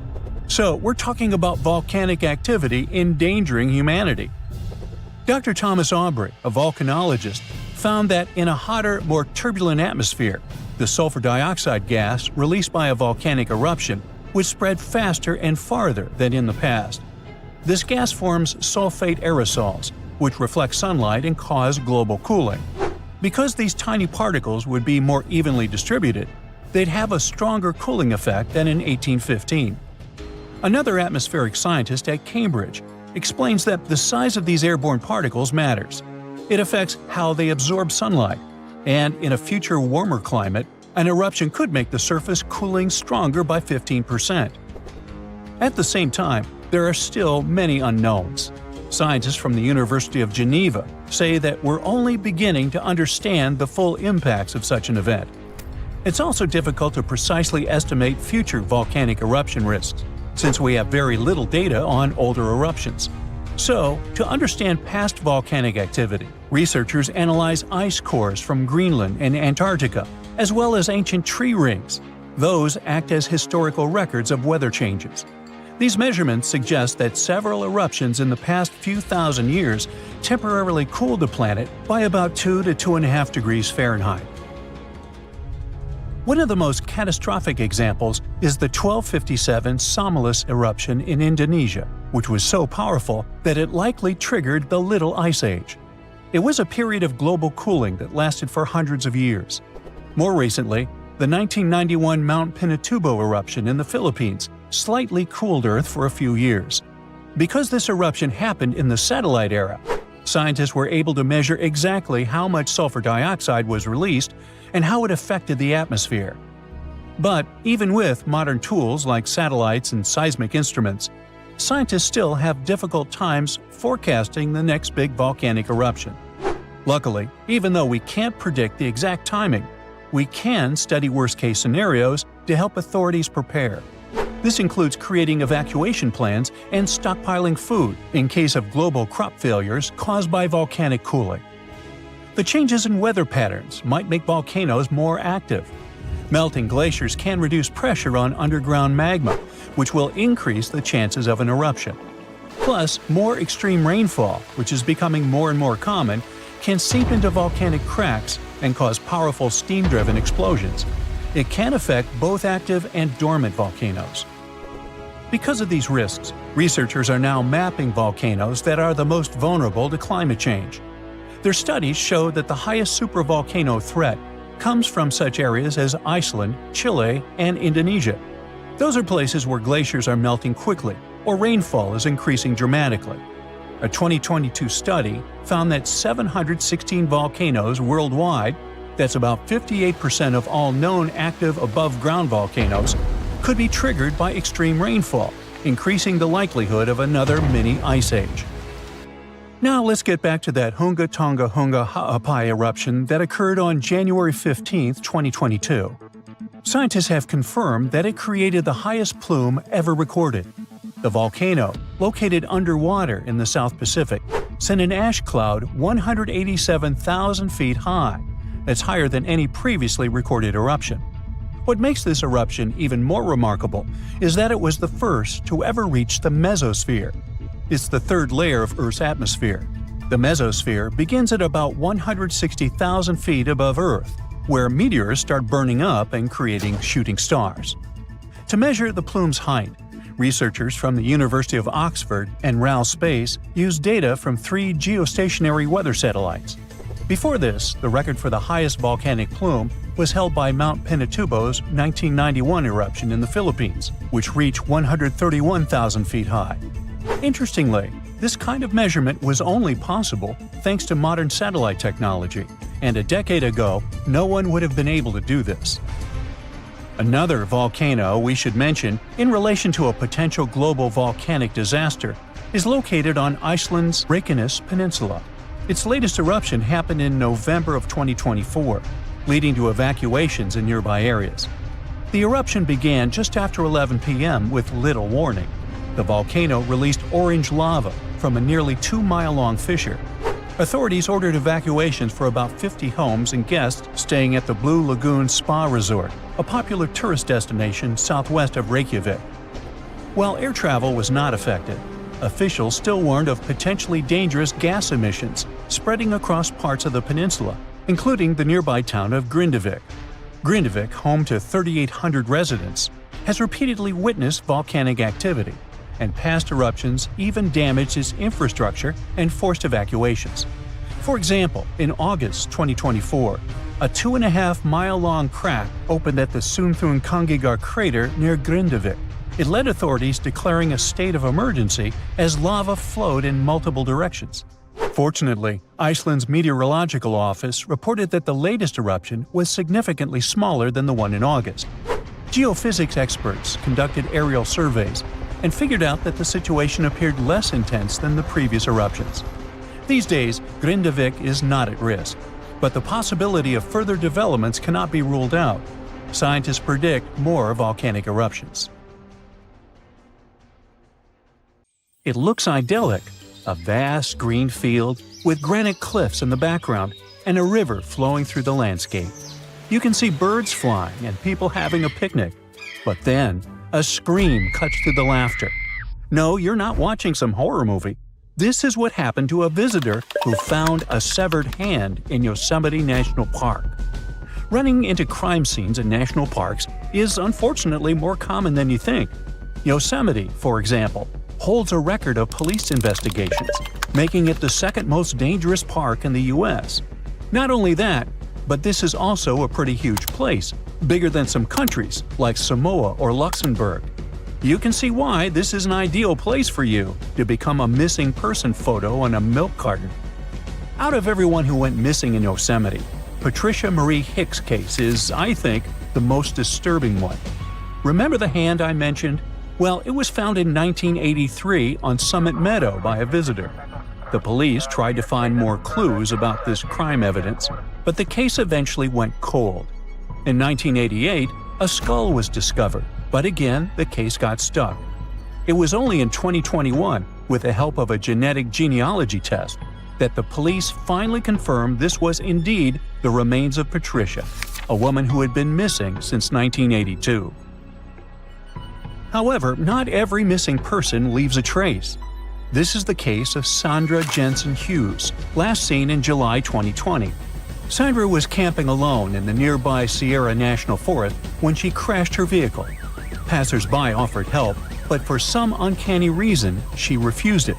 This was the last time anyone ever saw her.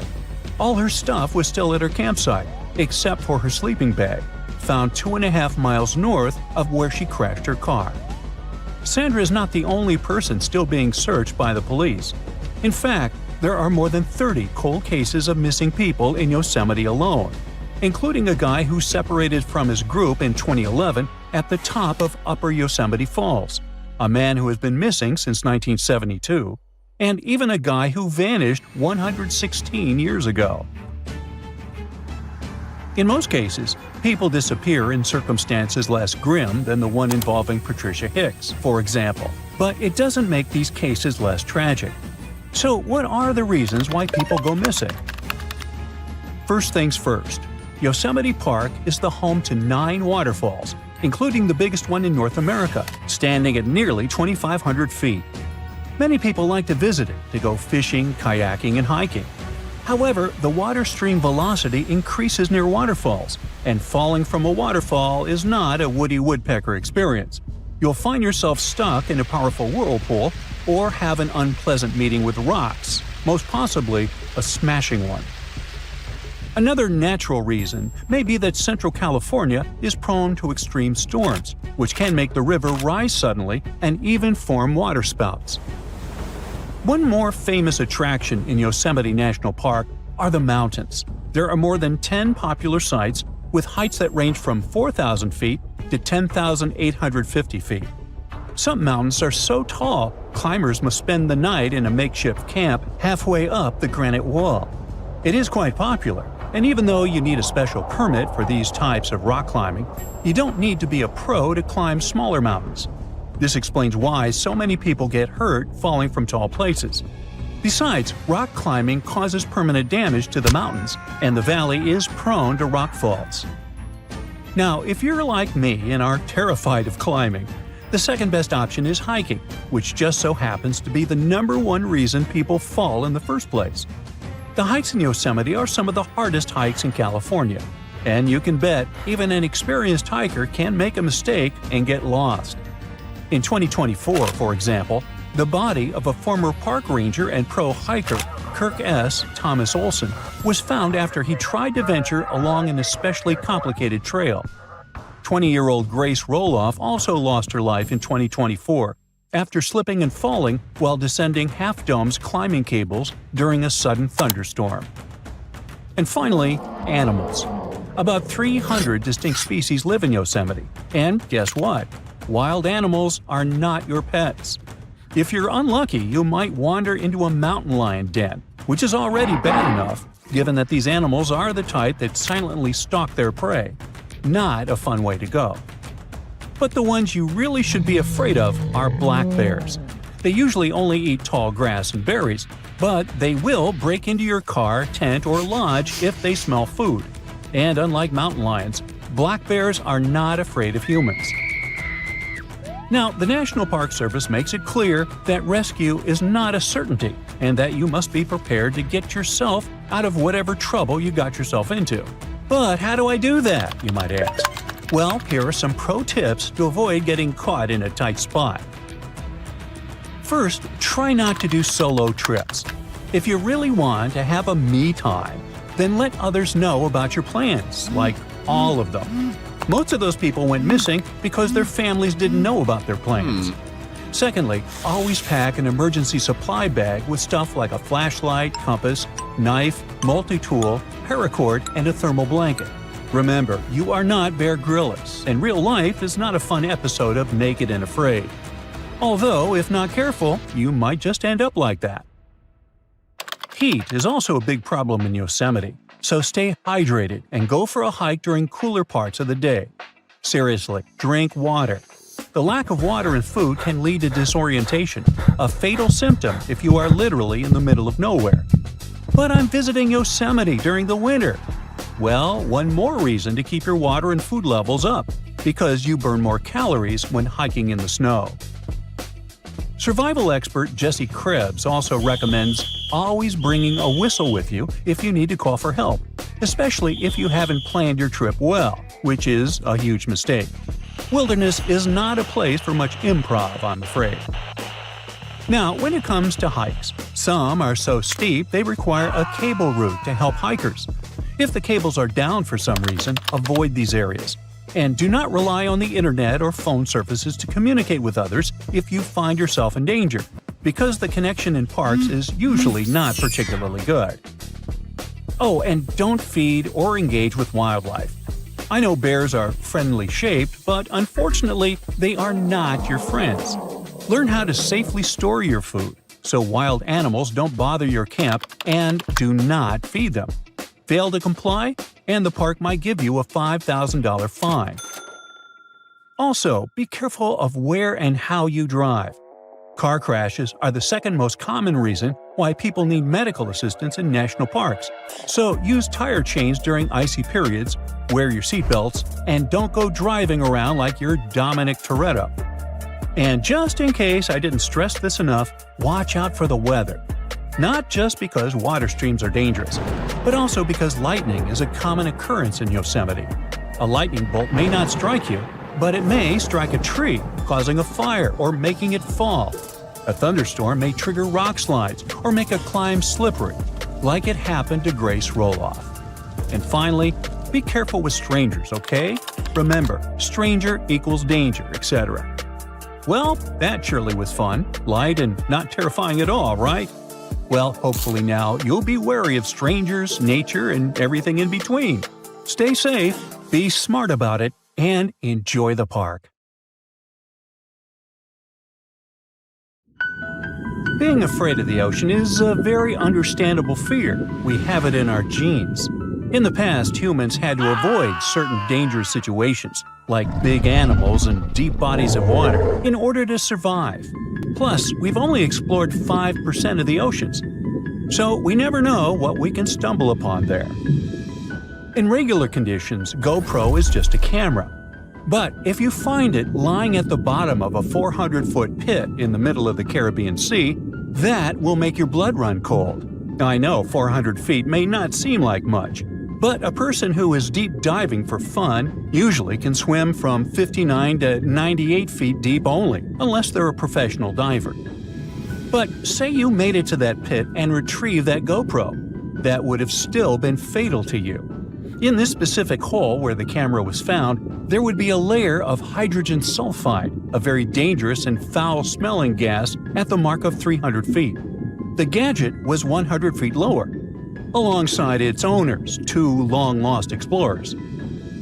To this day, very few people manage to dive this deep and go back unscraped. In fact, the deceased explorers were found only with the help of submarines. Now, you might be curious about the content of the GoPro. In stories like this, we expect proof of foul play or sinister footage. But the only thing found there were the images of happy times the explorers had during their trip. A sad ending to a vacay. Now, in deep waters, you can also find many species that seem to be otherworldly, but in a cute and interesting way, like the alien sponge. This fun little fella is a sponge first seen near the Mariana Trench in 2016. It's actually part of an ecosystem dubbed Forest of the Weird. Okay, this makes it sound a bit creepy. And what adds to the weirdness is the fact that the alien sponge had two little holes that resemble little eyes, so like it's peeking at you. Ah, another fun fact? The skeleton of this type of sponge is made of glass. And if you're afraid of cockroaches, I'll let you take a deep breath here. Ready? Cool. Because on the ocean floor, there are more than 20 different types of giant isopods, beetle lookalikes, that can be as big as 14 inches. Yikes! But fear not, these guys usually roam the ocean floor for food. So, unless you dive 7,000 feet, which we've just seen is not possible, you won't run into them.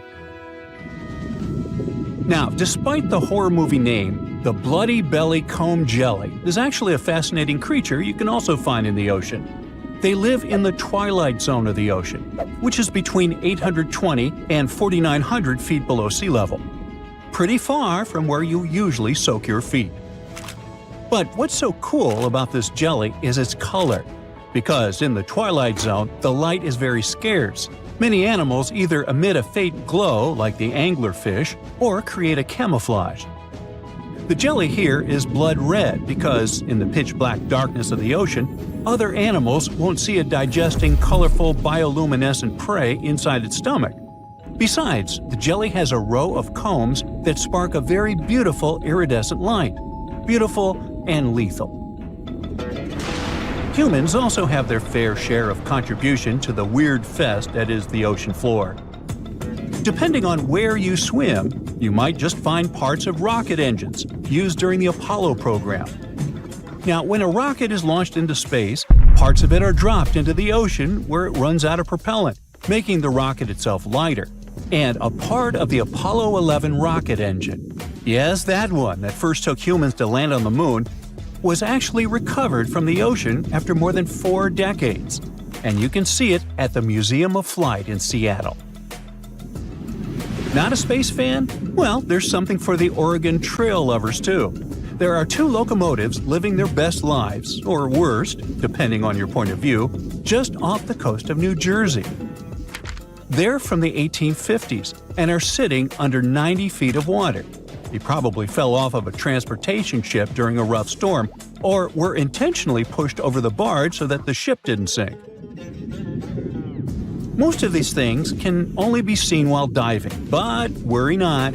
Even if you have a lingering fear of the deep ocean, you can still find weird things by simply walking on the beach. Look at these bizarre Garfield landline phones washed away in Brittany, France. The French have been having bizarre encounters with the sarcastic orange cat since the 80s, and it took about 30 years for French farmer René Morvan to come forward with a simple explanation. A shipping container with Garfield merchandise got stranded in the sea, only to find its final resting place in a sea cave. We bet Brittany locals are still haunted by the creepy smile of that landline phone. And just like a storm uncovered the Garfield secret stash, it also moved a few ships that sank more than 600 years ago. But this is not a simple Titanic story. It actually sounds more like Pirates of the Caribbean, because when the storm moved those old ships, authorities from Caesarea found 2,000 gold coins, some silver and bronze coins, gemstones, and rings. It was a bigger treasure than a dragon could hoard. But don't get your hopes up. Even though most of the underwater archaeological zones in this region are open to divers, these treasures are safely tucked away in a museum. Speaking of pirates, and I was, another weird thing you can find chillin' in the ocean is the pirate city of Port Royal, Jamaica. In 1692, the city was devastated by an earthquake, followed by a tsunami. A really bad twofer. But the good news is, you can still visit it today, well, scuba diving, that is. This is actually not the only sunken city in the world. There's also Thonis Heracleon in Egypt, which is not at the bottom of the sea per se, but at the mouth of the Nile River. There's also Baiae, a Roman town built atop a supervolcano. Now, you might be thinking Baiae had the same fate as Pompeii, but guess what? The floor actually sank and the town went down with it. So, have you ever heard of underwater crop circles? Back in 1995, divers in Japan spotted perfectly round circles formed in the sand. They were 6 feet in diameter and looked like those crop circles from sci-fi movies. Scientists simply couldn't figure out what or who did it until they caught the culprit red-handed, a tiny male pufferfish only 4 inches long. This little guy uses its body and fins to draw circles and squiggles and decorates his creation with seashells and corals. It takes the fish about a week to do so. All this hard work is part of a mating ritual, and if a female pufferfish likes the art, she will lay her eggs there, right in the center. The circular design of the underwater crop circle actually channels fresh water to the middle of the circle, the ideal scenario for the eggs to develop. And guess what? After she lays the eggs, the female pufferfish leaves, and it's the male that tends the eggs. But just in case fishes are not your thing, we can also offer you a cargo of rubber duckies, turtles, beavers, and frogs. 28,000 of them to be exact. These bath toys were traveling from China to the US, but much like our friend Garfield, were caught in a storm in 1992. From the North Pacific, our friendly duckies and beavers made their way to the UK by 2007, but some were bolder and traveled to Australia, Indonesia, Chile, Hawaii, and even Alaska. Now, have you ever seen a strange thing washed up by the beach? Let us know in the comments. Bye. You're lazing around on the deck of the ship when you see something whitish-gray covering the horizon. Like in a horror movie or your worst nightmare, this weird fog is nearing the vessel. It's infinite. You can't see where it starts or where it ends. Soon it makes the ship look like a grain of sand in a vast desert. That's when the realization hits. It's an iceberg, and your ship is likely going to repeat the Titanic's fate. Now, all this is a very likely scenario, since the world's biggest iceberg, A23A, is on the move again after months of spinning in a huge water vortex. And it's actually the second time in just a couple of years that this massive chunk of ice has broken free. The first time was in 2023, when the berg went wandering around after being stuck on the seafloor for a staggering 37 years. The thing is huge, about 3 times the size of New York City. It also weighs nearly 1 trillion tons. The giant chunk of ice first broke off from Antarctica's Filchner ice shelf back in 1986, but instead of floating away, it got grounded on the seafloor just a few miles from where it started. Because of that, it melted much more slowly than most icebergs. In December 2023, A23A finally broke free and started to drift away from Antarctica. But it didn't get far before getting stuck again, this time near the South Orkney Islands. It got trapped in something called a Taylor column. That's a huge spinning water current that forms when ocean currents swirl around an underwater mountain. At one point, A23A was rotating around 15 degrees counterclockwise every day. Luckily, as of December 2024, the iceberg escaped the Taylor column and is now slowly moving again.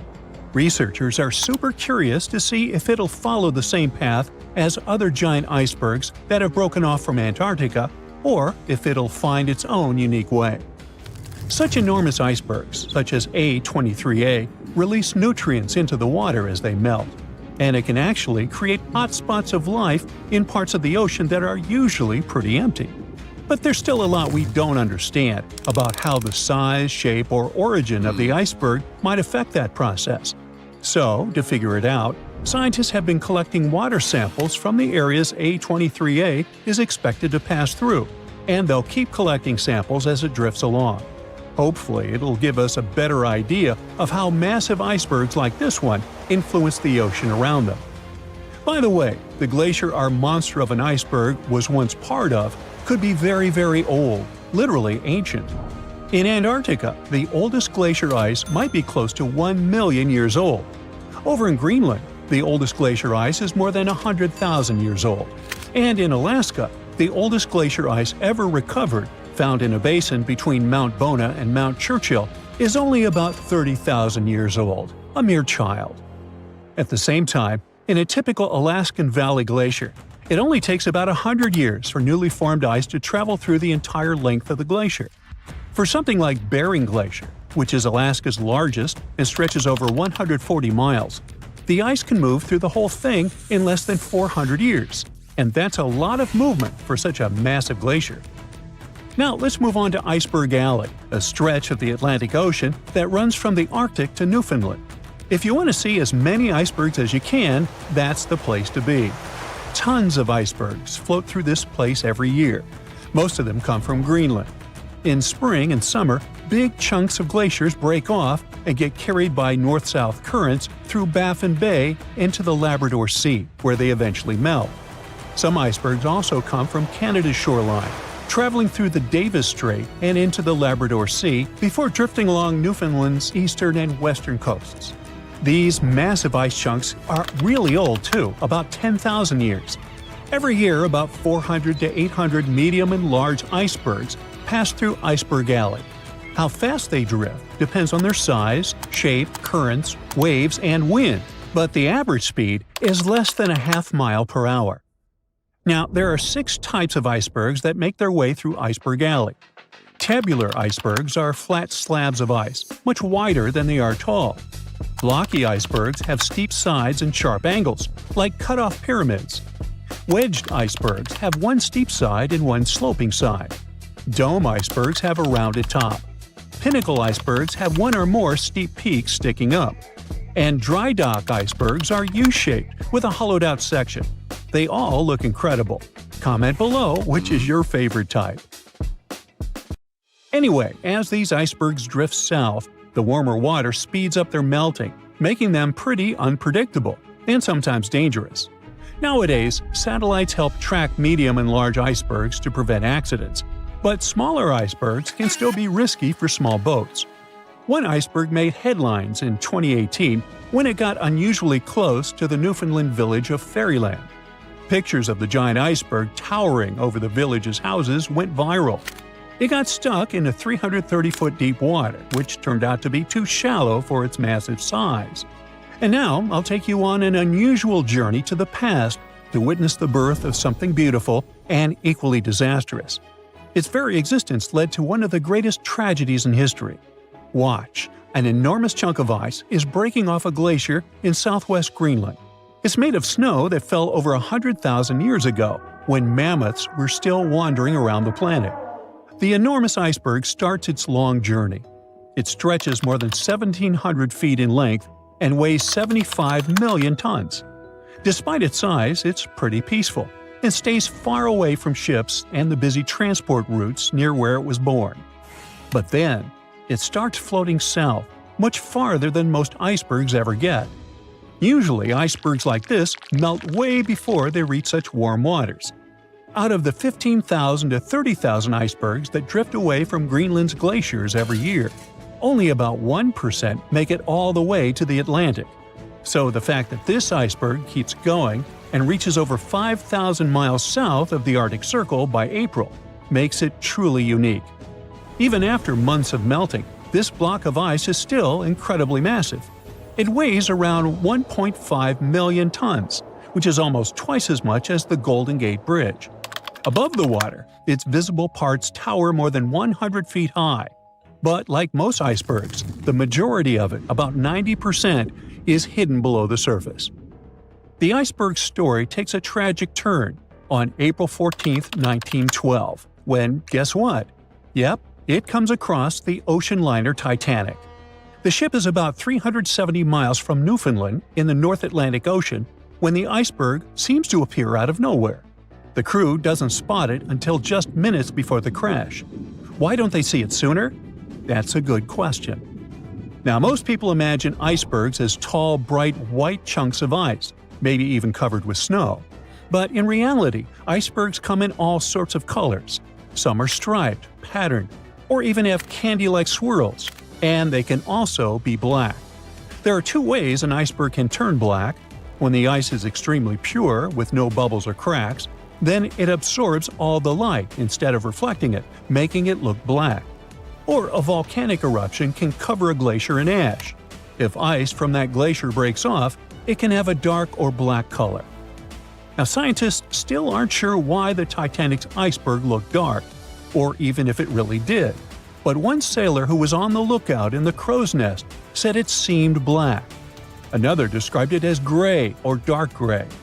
One theory is this iceberg could have been a blackberg, which forms when the top part melts, causing the iceberg to roll over. If the bottom is smooth enough to absorb light, it looks dark. But even if the iceberg wasn't truly black, nighttime could have made it much harder to spot. Icebergs don't reflect much light, especially if they're jagged or vertical. They end up blending into the dark, shimmering ocean. Without radar, icebergs at night are incredibly hard to see, which is probably why the Titanic's crew didn't notice it in time.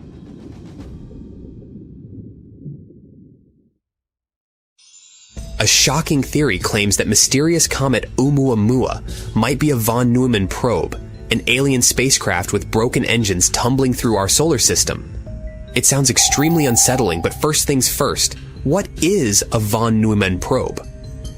Mathematician John von Neumann suggested the concept of self-replicating spacecraft that could in some ways mimic the features of living organisms or viruses. People started to refer to such hypothetical spacecraft as von Neumann probes.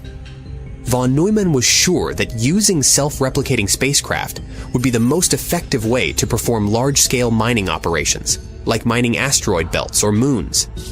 The creators of such probes could take advantage of their exponential growth. Hypothetically, a self-replicating spaceship could be sent to a neighboring planetary system and look for raw materials there. Such materials could be extracted from moons, gas giant planets, asteroids, and the likes. Using these materials, the probe could make replicas of itself. The replicas could then be sent to other planetary systems, and the original probe could pursue its main purpose within its parent star system. This pattern sure does repeat the reproduction patterns of bacteria. That's why some experts think that von Neumann machines could be considered a form of life. There's also a theory that a self-replicating spacecraft could spread throughout a galaxy the size of the Milky Way in just 500,000 years, even if it used conventional theoretical methods of interstellar travel. In other words, it wouldn't even need to employ exotic faster-than-light propulsion. In 1981, mathematical physicist and cosmologist Frank Tipler argued that extraterrestrial intelligence couldn't exist because people had never observed von Neumann probes. Even if we take a moderate rate of replication, such probes should already be common throughout space. So, it's really weird that we haven't come across any of those yet. It might only mean that extraterrestrial intelligence doesn't exist. A response to Tipler's arguments came from astronomers Carl Sagan and William Newman. They pointed out that Tipler might have underestimated the rate of replication, and von Neumann probes should have already started consuming most of the mass in our galaxy. Therefore, any intelligent race would avoid designing von Neumann probes in the first place and try to destroy any probes as soon as they found them. Another objection to the prevalence of von Neumann probes is that civilizations that could potentially design such devices have an extremely high probability of self-destruction before producing such a machine. In any case, the assumed capacity of von Neumann probes is unlikely in reality. But then, how about Umua Mua? These days, scientists are using high-tech scanners to examine a huge, cigar-shaped comet, which might or might not be an alien probe. One idea is that it's an extraterrestrial civilization spacecraft with broken engines wandering through our solar system. If that's the case, the object could easily be a von Neumann probe. Dr. Jason Wright from Penn State University thinks that a broken alien spaceship could move in exactly the same way as Umua Mua. Rather than moving through space like other space rocks, the 1,318-foot-long, 118-foot-wide space traveler is tumbling through the solar system. At the moment, it's traveling at a speed of around 200,000 miles per hour. In his blog, Dr. Wright says that if such derelict craft were not traveling fast enough to escape the galaxy, they could thermalize with the stars and end up drifting around like an interstellar asteroid or comet. They wouldn't have attitude control anymore and would eventually start tumbling. And it could distinguish them from regular interstellar asteroids. Plus, even though their propulsion was broken, their radio transmitters could work just fine. In any case, so far, it's just a theory, and further research is needed. What do you think? Is Umua Mua just a space rock or an alien space probe? Imagine you could travel through the universe by hitching a ride on space dust, meteoroids, comets, or even rogue planets. Wouldn't it be incredibly cool? This idea is known as panspermia. It has captivated minds for centuries, but despite its appeal, it hasn't gained much popularity among mainstream scientists. Mainly, it could be because it doesn't explain how life originated and isn't easily testable. At the same time, certain events have reignited interest in the theory, even among skeptics. And one of such events was the appearance of the mysterious Umua Mua in our solar system in 2017. Umua Mua was a mysterious object that zipped through the solar system at an astounding speed. It was the first interstellar object spotted passing through our star system and the first detected hyperbolic asteroid, an object with an orbit not bound to the sun. Observations indicated that Umua Mua was likely to be a highly elongated cigar-like object. Overall, it was a very unusual object. Scientists couldn't quite pin down what it was. Some of them suggested it was a comet, others bet it was an asteroid, and there were those who thought it might be a chunk of frozen hydrogen. In April 2020, astronomers presented a new possible scenario for the object's origin. According to one hypothesis, Umua Mua could be a fragment from a tidally disrupted planet. If true, this would make Umua Mua a rare object of a type much less abundant than most extrasolar dusty snowball comets or asteroids. What made Umua Mua especially interesting to those who support the panspermia theory is that it was a visitor from another star system, so it was possible that it could have carried life across the galaxy. The idea of panspermia advances 3 stages: escape from a planet, transit through interplanetary space, and landing on another planet. Therefore, the Umua Mua hints that panspermia is possible. Recently, a new study titled "The Implications of Umua Mua on Panspermia" has seen the light of day. It was led by David Tsao from Thomas Jefferson High School for Science and Technology, an intern at Johns Hopkins University. The study explored how many objects like Umua Mua might exist and what characteristics they would need to transport life safely across the cosmos. The researchers considered different types of space debris, such as asteroids and comets, and estimated their potential to shield life from harmful radiation, particularly gamma rays from supernovae. If these objects weren't large enough, the intense radiation would sterilize any microorganisms hitching a ride. According to their findings, space debris made of materials like nickel or silicate could provide sufficient protection. But for a passenger to survive, they would need to have a minimum size of about 21 feet. The study also tried to estimate how likely it was that extremophiles organisms that can survive in extreme environments could have been delivered to Earth in this way. They calculated that roughly 40,000 objects of at least 33 feet in diameter could have impacted Earth during its first 800 million years. While this number might sound like a lot, the chances that Earth itself was seeded by panspermia are extremely low, less than 0.001%, according to the study. Interestingly, the researchers didn't just consider Earth as a recipient of panspermia, but also as a potential source. If Earth or another habitable planet ejected life-bearing material into space, that material could, in theory, seed other planets across the galaxy. The study suggests that under optimistic conditions, up to 100,000 Earth-like planets in the Milky Way could host life as a result of panspermia. However, many factors remain uncertain.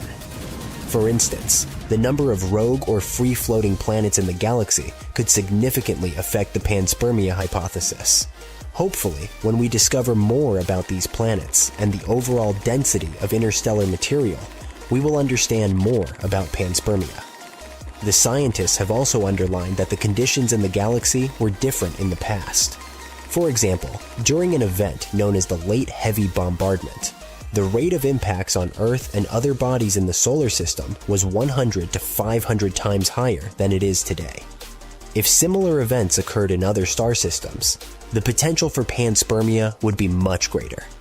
Despite its allure, the panspermia theory remains a fringe idea in scientific circles, all because of the many unknowns and its speculative nature.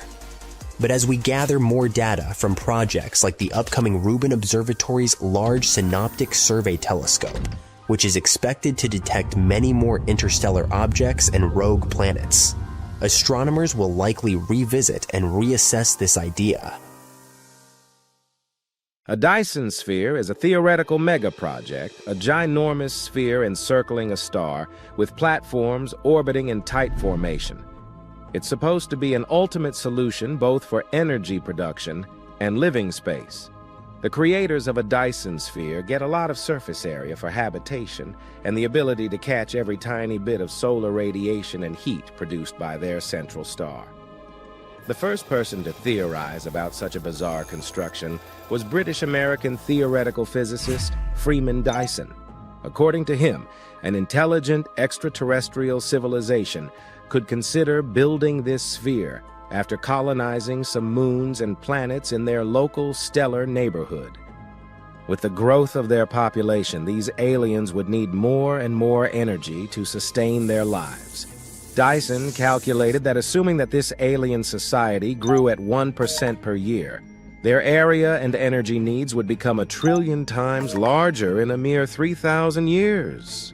And if their solar system contained a space body similar in size to Jupiter, they could take it apart and spread its mass in a spherical shell by building a structure at twice the distance between our planet and the Sun. This amount of material would be sufficient to build a huge number of orbiting platforms.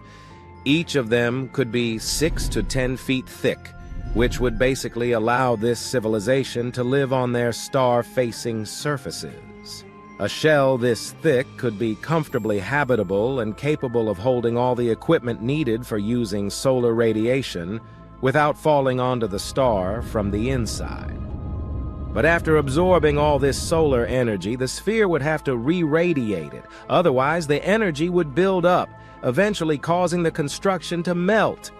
It means that the light of a star wrapped in a Dyson sphere would look dimmed or even completely darkened, depending on how dense the platforms orbiting it were. At the same time, it would glow unusually bright in infrared wavelengths invisible to the unaided eye.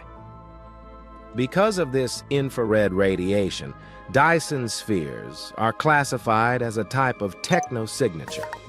It's a sign of activity that astronomers can use to discover intelligent life forms in the universe.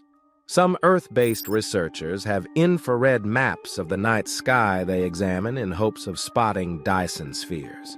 So far, no one has ever found one. However, one study has selected several Dyson sphere candidates. Its authors have processed large amounts of information using a special data pipeline for combining and analyzing information. One of the main search criteria is the detection of excessive infrared radiation. At the same time, it's important to distinguish this radiation from that emitted by natural objects. After a complicated filtering of millions of objects, the researchers identified 7 potential Dyson spheres. Sure, further analysis is needed to determine their nature. To do this, scientists want to use optical spectroscopy, which may reveal more details about these objects and their origins. At the same time, the researchers admit that these candidate Dyson spheres might have other explanations. For example, they could be debris disks or protoplanetary disks of young stars. Only more research can show whether we can find traces of other civilizations among star systems. For now, it's still an open question. Interestingly, Dyson spheres have been spoken about a lot in science fiction. As far back as 1937, a novel called Star Maker by Olaf Stapledon described systems in one particular galaxy that were surrounded by a gauze of light traps, which focused solar energy for intelligent use. That was the reason why the entire galaxy was dimmed.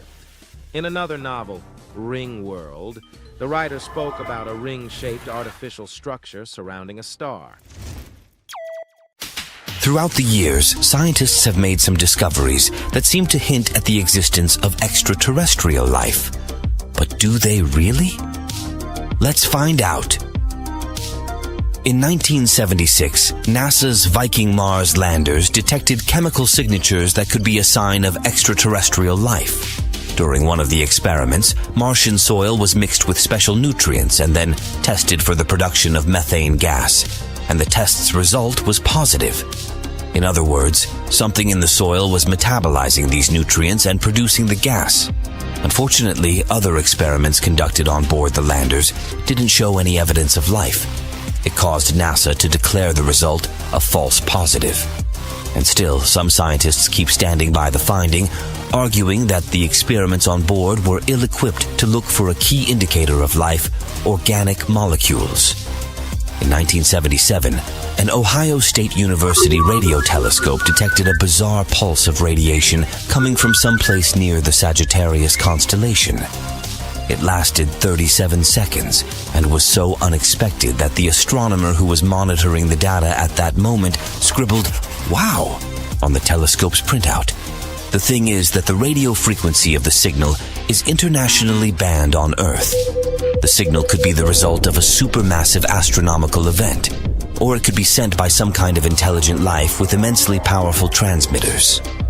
So far, this mystery has remained unexplained. In 1996, NASA scientists announced that they had found something that could be microbes in a potato-shaped chunk of Martian rock. The meteorite might have been blasted off the surface of Mars in a collision. It had been wandering the solar system for about 15 million years before it fell in Antarctica. Analyses showed that the meteorite contained some organic molecules and tiny particles of the mineral called magnetite. It's sometimes found in bacteria living on our planet. NASA researchers used an electron microscope and announced that they had spotted nanobacteria. But since that time, this evidence has been called into question a few times. Some experts say that the particles of magnitude are not really similar to those found on our planet, and Earth's contaminants are likely to be the source of organic molecules. Jupiter's moon Europa has a bizarre red tinge. Some of the theories explaining this phenomenon have suggested the reason is frozen bits of bacteria, which are also responsible for the mysterious infrared signal the moon gives off. But this theory hasn't been proven yet. The existence of life in Venus's clouds might explain curious anomalies in the composition of the planet's atmosphere. Solar radiation and lightning are supposed to generate tons of carbon monoxide on Venus, but in reality, this gas is rare, as if something is removing it. Another weird thing is the presence of both hydrogen sulfide and sulfur dioxide in the atmosphere. Usually, these two readily react together. That's why it's rare to find them coexisting. The only explanation can be that some process keeps churning them out. But probably the most mysterious is the presence of carbonyl sulfide. The thing is, on Earth, it's only produced by microbes and not by some inorganic process. Some experts believe that microbes might be living in the atmosphere of Venus. The surface of the planet, scorching hot and acidic, isn't very suitable for the development of life, but up in the atmosphere it's moist and hospitable, with a pressure similar to Earth and pleasant temperatures. But again, we haven't received any solid proof yet. In 2003, scientists discussed the possibility that the traces of sulfur on Jupiter's moon Europa could be the waste products of colonies of underground bacteria. The compounds were first discovered by the Galileo space probe, which also found some evidence of a volcanically warmed ocean beneath the icy crust of the moon. The sulfur signatures look similar to the waste products of bacteria living in the surface ice covering lakes in Antarctica on Earth. But other scientists rejected the idea. They argued that the sulfur could have come from the neighboring moon. Io there, it's found in abundance. According to the theory of panspermia, life could have been brought to Earth by a meteorite, comet, or asteroid from a different region of space. At the moment, this idea remains purely theoretical. But let's figure out if it could actually turn out to be true. Traditionally, exobiologists, those who are focused on searching for life outside Earth, have been trying to explore the possibility of life on Mars or in the subsurface oceans of Saturn's and Jupiter's icy moons. But simple life could be much more widespread. It could be drifting through interplanetary space right now, in the form of dormant bacteria and spores. Several scientists have noted that the ultra-harsh environment of space is likely to severely damage the DNA and RNA of such spores and microorganisms. Others believe that since enough microbes could be traveling in a dust cloud, some of them could survive in their original form. There are several types of panspermia. For example, lithopanspermia proposes that some kind of microbic life could exist in debris blasted into the cosmos after planetary collisions with comets and asteroids. Radiopanspermia claims that organisms might be able to travel through space with the help of radiation coming from stars. But in this case, it's unclear how the effect of dangerous ultraviolet and X-ray radiation, combined with the vacuum of space, doesn't totally destroy microorganisms. There's also pseudopanspermia. According to it, organic building blocks of life appear in interstellar clouds of dust. They get transported to the surfaces of planets, and life starts developing there. It sounds really fascinating, but is there any evidence for the panspermia theory? Well, there have been a few orbital experiments. For example, from 2008 to 2016, the samples gathered by EXPOSE, special equipment mounted outside the International Space Station and dedicated to astrobiology, were exposed to the conditions of space. After that, they were returned to Earth from the ISS. It turned out that some of them had survived those severe conditions. There was even a case when 100% of bacterial spores placed in Mars-like conditions were still capable of life. Also, some seeds survived and were later grown as plants on Earth. There have also been exostack experiments on the U.S. Long-Duration Exposure Facility satellite and biopan experiments on Russian photon capsules. They have shown that with minimal protection, spores, lichens, and even minuscule animals, such as tardigrades, might be able to survive in space for as long as several years. A piece of Surveyor 3 lunar lander was brought back to Earth in 1969 by the Apollo 12 mission. Shockingly, it contained an Earth bacterium that had survived unprotected for more than 2 years on the airless surface. At the same time, this bacterium could have come from laboratory contamination on arrival back on Earth. The Indian Space Research Organization carried out a search for space microorganisms too. It was done at stratospheric altitudes via balloon flights. The results showed that living interplanetary cells existed in air samples taken from heights of above 25 miles. Normally, air from lower levels of the atmosphere can't be transported there, so this discovery seemed to prove the theory of panspermia. But in 2010, NASA atmospheric sampling before and after hurricanes proved that under certain circumstances, Earth bacteria could actually be transported very high into the upper levels of the atmosphere. One of the main arguments against panspermia is that if this theory was correct, all life found throughout the solar system would have a common origin and share main biochemical characteristics like genetic code. It doesn't sound plausible. Many specialists believe that only the presence of astronaut explorers on the surfaces of, let's say, Mars, Europa, or Enceladus can properly solve the question of life in the solar system. They can compare any life forms found with Earth-type life, which can turn out to be a real test of panspermia. In any case, until probes finally find direct proof of spaceborne life, the panspermia theory will remain unproven. Our galaxy is home to 200 billion stars and maybe 100 billion planets. Let's imagine that life exists on a tiny fraction of those places. And let's imagine that those lives could evolve into intelligent beings. Given that, it would seem safe to say that our galaxy would be populated and some species would be actively trying to find us. We have an equation called the Drake equation that can estimate how many intelligent civilizations might arise in our galaxy. The equation suggests that there should be around 20 civilizations just on the outskirts of our galaxy. So why haven't we encountered any of them yet? The work of Frank Drake, a radio astronomer published in 1961, is a set of many variables, such as the average number of planets in a solar system that could potentially harbor life, or the rate at which stars are suitable for intelligent life form. The complexity here is that astronomers have yet to determine the exact values of these variables, meaning that our calculations are still only approximate. But recent discoveries in these areas give us hope that we can refine these estimates. Let's use our hypothetical assumptions and apply them to our galaxy. Let's crunch the numbers, and it comes up to at least 20 civilizations. And yet, somehow, the sky remains strangely silent. How did this happen? Some people think that the appearance of life is a rare event. Others think that the transition from bacteria to highly developed beings is a difficult step. Still, others believe that civilizations may either destroy themselves after a short lifespan, or may never even invent something with which they could communicate.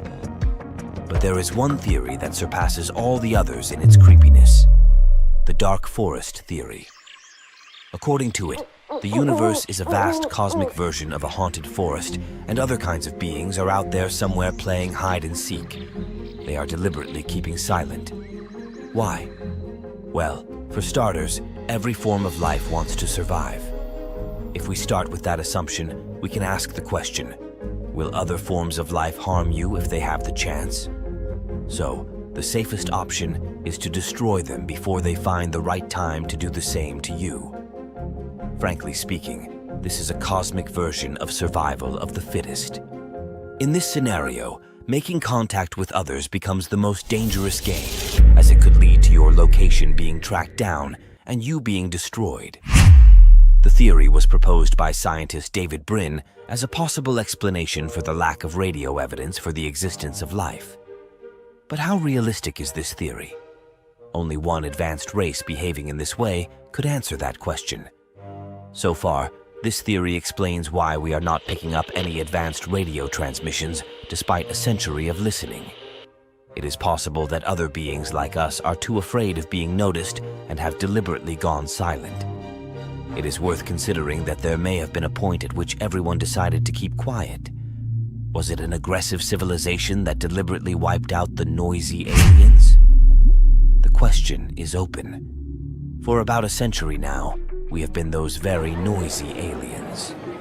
Any other civilization within 100 light years of us can receive our signals and know exactly where we are. And if we have reasons to hide from them, as some people such as Stephen Hawking suggest, we may already be in trouble. So, will we ever receive a message from our cosmic partners? Only time will tell. But what we do know for sure is that we cannot just brush this off. We cannot allow panic to spread across the planet when we receive that alien WhatsApp. We need to have a plan, and we need to have it ready by the time we are faced with the real situation. The US authorities have investigated over 100 cases of strange phenomena occurring in the sky. No little green men have ever been found, more likely drones and similar objects. Whether our intergalactic neighbors will send us a message tomorrow or centuries later, we need a plan. After all, this could change everything we know about our universe and our place in it. People have always been intrigued by the question of how the world could end. Many theories have been suggested, many ideas debunked, and now, in the age of science, rather dire predictions come from physics and math. For example, let's take the theory of the Big Rip. It claims that one day, the pull of the expansion of the universe may grow stronger than the force of gravity. The resulting catastrophe will tear apart everything in space, even terrifying black holes. After that, there will be just clouds of single, disconnected particles floating all over the universe. Before this happens, please subscribe to our channel and like this video. Your support is very important to us. Thank you. And now, let's go into detail about this blood-chilling scenario. The cosmological model of the Big Rip is based on the idea that if the universe keeps accelerating in its expansion, it will one day reach the point where all the forces holding it together will be overcome by dark energy. Now let me explain. Everything on Earth and everything people have ever seen in space, with the help of telescopes and other instruments, is normal matter. It's made up of atoms and molecules and adds up to less than 5% of the universe. Around 68% of the universe is dark energy. Astronomers wouldn't even know the thing existed if, several decades ago, they hadn't found out that the expansion of the universe wasn't slowing down. Quite the opposite. It was accelerating. It meant that there had to be some enigmatic force that counteracted gravity. This force was later called dark energy. You might ask, but what about the remaining 27% of the universe? That's what we call dark matter. And it's another thing that confuses astronomers to no end. If dark energy is a force responsible for the expansion of the universe, invisible dark matter is responsible for the way galaxies are organized on grand scales.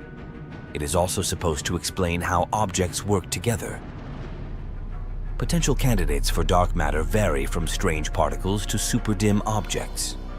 If one day the power of dark energy becomes stronger than gravitational, electromagnetic, and weak nuclear forces, the universe is very likely to simply come apart.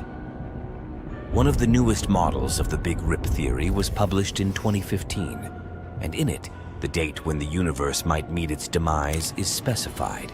It's about 22 billion years from now.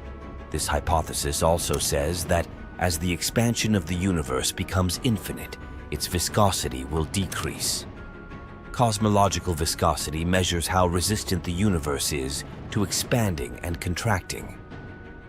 Eventually, such changes will cause the destruction of the universe.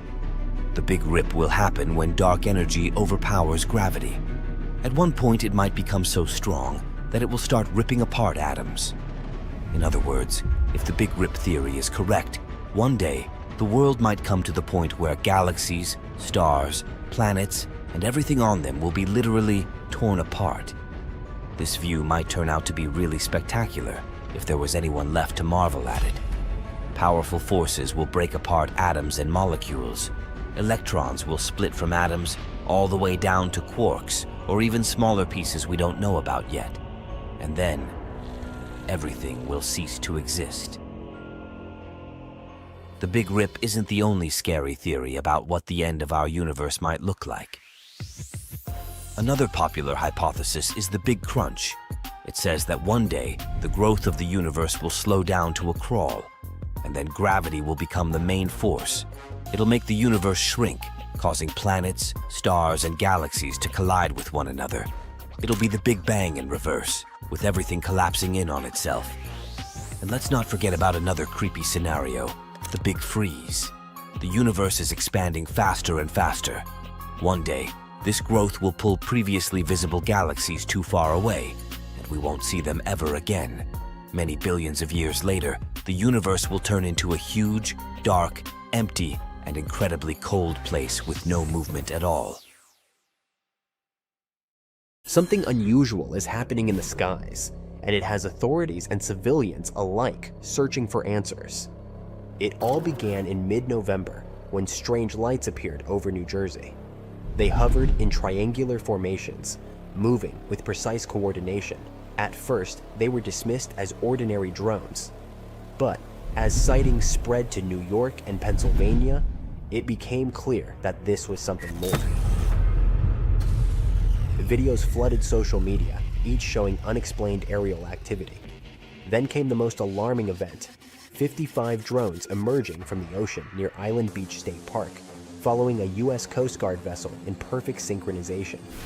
Official statements downplayed the events, claiming there was nothing to worry about, that no threats had been identified. You're telling me we don't know what the hell these drones are in New Jersey are?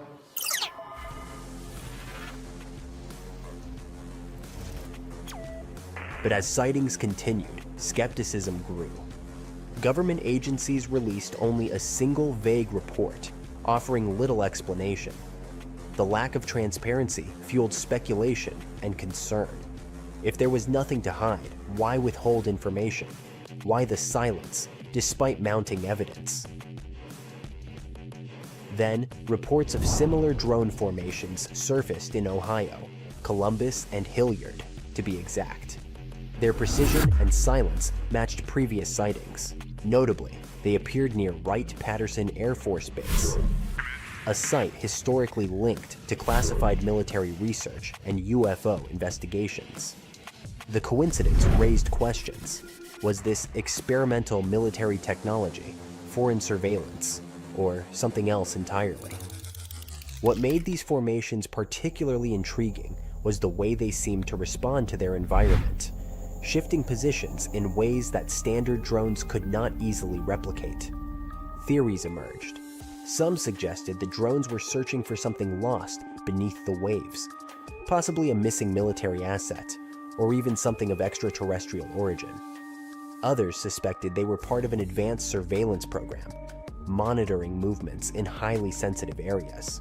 And then there were those who considered a more unsettling possibility, that these were not drones at all, but something designed to look like them. The idea that they could be unidentified aerial vehicles disguised as drones sent a ripple of unease through the community of amateur skywatchers tracking their movements. Then came an encounter that defied easy explanations. In the dead of night, on a remote road near Erie, Pennsylvania, a driver captured footage of an object that didn't behave like a conventional drone. It moved with an unnatural fluidity, reacting as if responding to an unseen force. When the footage surfaced online, it was quickly dismissed as a hoax, but those who saw it firsthand were not so sure. Military activity in the area intensified almost immediately. Checkpoints appeared overnight, and reports surfaced of people being questioned and their footage confiscated. Some witnesses described black unmarked vehicles monitoring the area, with personnel who refused to identify themselves. Whatever was happening, it was no longer just a mystery. It had become an operation. As word spread, civilian drone operators took to the skies in an attempt to track these unknown objects, creating a chaotic mix of amateur investigations and official silence. Instead of clarity, the skies became more difficult to interpret, with conflicting reports muddying the waters. Some civilian pilots claimed interference with their equipment, as if an unknown force was disrupting their signals. Others spoke of lights moving at impossible speeds, vanishing the moment they attempted to approach. Authorities refused to comment beyond their initial statements. Agencies that should have been investigating either remained silent or dismissed concerns outright. That, more than anything, fueled further speculation. Was this something they couldn't explain, or something they didn't want the public to know? Adding to the intrigue, a leaked audio recording allegedly captured a conversation between air traffic controllers discussing unknowns appearing on radar. All altitudes up and down, it's pretty crazy. Moving at speeds inconsistent with standard aircraft. If authentic, it suggested that these objects were not just visible to the naked eye, but were actively tracked by aviation officials, who, for some reason, chose not to disclose the information publicly. Some believe this is all a distraction, keeping the public focused on the sky while something more significant unfolds elsewhere. Others think it's a test, gauging public reaction to a new type of aerial technology. And then there are those who insist that the real mystery isn't what's being seen, but what remains hidden. If this is a covert project, who is behind it? If it is foreign surveillance, what information are they gathering? And if it is something else entirely, what does that mean for our understanding of what truly exists beyond our own skies? If you have seen them, if you have footage, share it. The truth is out there, waiting to be uncovered. Night enveloped the desert above Heraklion. A group of archaeologists moved through the labyrinth of sunken ruins, illuminating their path with powerful flashlights. Suddenly, one of the researchers, Dr. Martin Hale, stopped in front of a temple wall. He carefully brushed away a layer of sand and discovered a strange bas-relief. A woman holding a creature with an unusually elongated head and enormous eyes. "This can't just be a stylized depiction of an infant," whispered his colleague, Alice Carter. "The Paracas skulls in Peru have similar shapes. Could this be evidence of hybrids?" The question remained unanswered, but the mystery of Heraclean continued to intrigue scientists. Theories ranged from ancient cults to contacts with extraterrestrial civilizations. However, biologists established that elongated skulls could be the result of artificial cranial deformation, a practice common in ancient times. No DNA analysis has shown traces of non-human genetics. Meanwhile, in another part of the solar system, the Viking 1 probe transmitted an image to Earth of a rock formation on Mars resembling a human face. The photograph instantly became a sensation, fueling conspiracy theories. "It's just pareidolia," astronomers stated. "The human brain is wired to recognize familiar shapes in random forms." Decades later, when NASA sent more advanced spacecraft, images confirmed that the face on Mars was merely an ordinary hill, with shadows creating the illusion of facial features.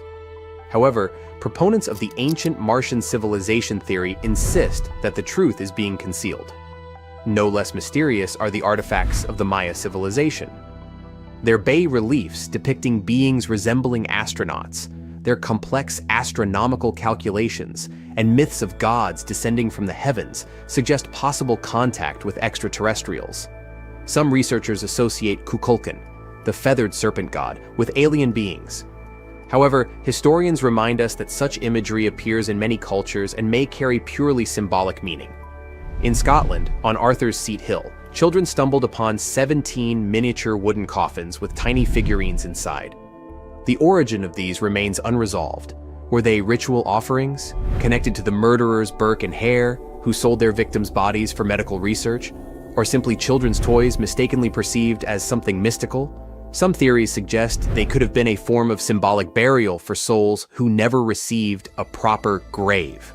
Others believe they were connected to an ancient superstition meant to ward off evil spirits. Another hypothesis suggests they were linked to an old Scottish practice of making talismans for protection against supernatural forces. The Antikythera mechanism found off the coast of Greece is another ancient enigma. This intricate device, over 2,000 years old, turned out to be an astronomical calculator ahead of its time. Studies revealed that the mechanism was used to calculate planetary movements and eclipses, proving the advanced knowledge of ancient Greek science. Many researchers now believe that similar devices might have existed, but no other examples have been discovered. Recent images from the Perseverance rover uncovered mysterious square structures on Mars. Geologists attribute them to natural crystallization and erosion processes, but UFO enthusiasts are convinced they are ruins of ancient constructions. The formations bear a striking resemblance to rectangular patterns seen in some ancient Earth structures, further fueling debates about potential past life on the Red Planet. In Germany, during excavations near Marburg Castle, students discovered a pocket sundial. The miniature device, several centuries old, amazed researchers with its precision and craftsmanship. Who owned it? Was it part of monastic heritage, used for prayers on a strict schedule? Experts believe that such sundials were rare and expensive, likely belonging to high-ranking individuals or scholars deeply engaged in astronomy and mathematics. Yet one of the most intriguing discoveries remains the Sabu disk, a 5,000-year-old artifact from Egypt. Its purpose remains debated. Some believe it was a ritual object, while others think it had a technical function, possibly part of an ancient machine. Some engineers speculate that its shape suggests it could have been part of a primitive flywheel or a component of an unknown mechanism. Certain studies suggest it could have been related to liquid movement or even served as a part of a lost mechanical system. Despite extensive research, its true function remains an enigma, adding to the ongoing fascination with the technological capabilities of early civilizations. The world is full of mysteries. Every solved enigma raises new questions. Were these artifacts merely the result of human ingenuity, or evidence of contact with forces we have yet to understand? As new discoveries emerge, the past continues to challenge our understanding, reminding us that history holds secrets waiting to be uncovered. Are we alone in the universe? It's a question we've all asked ourselves, perhaps on a quiet, starry night, while gazing at the constellations and feeling small in the vastness of the cosmos. But what if science could actually answer it? Astrophysicists have been pondering this for decades. Back in the 1960s, a groundbreaking formula was introduced to estimate the chances of intelligent life within our galaxy, the Milky Way. It's called the Drake equation, and it was the first logical attempt to tackle this profound mystery. But here's the exciting part. After decades without a formula surpassing Frank Drake's, scientists at Durham University in England have introduced a brand new model that could help us understand the odds of life existing across multiple universes. Intrigued? Let's dive in. Frank Drake, a radio astronomer and SETI pioneer, introduced his famous equation in 1961. He aimed to estimate the number of civilizations in the Milky Way capable of emitting detectable radio signals.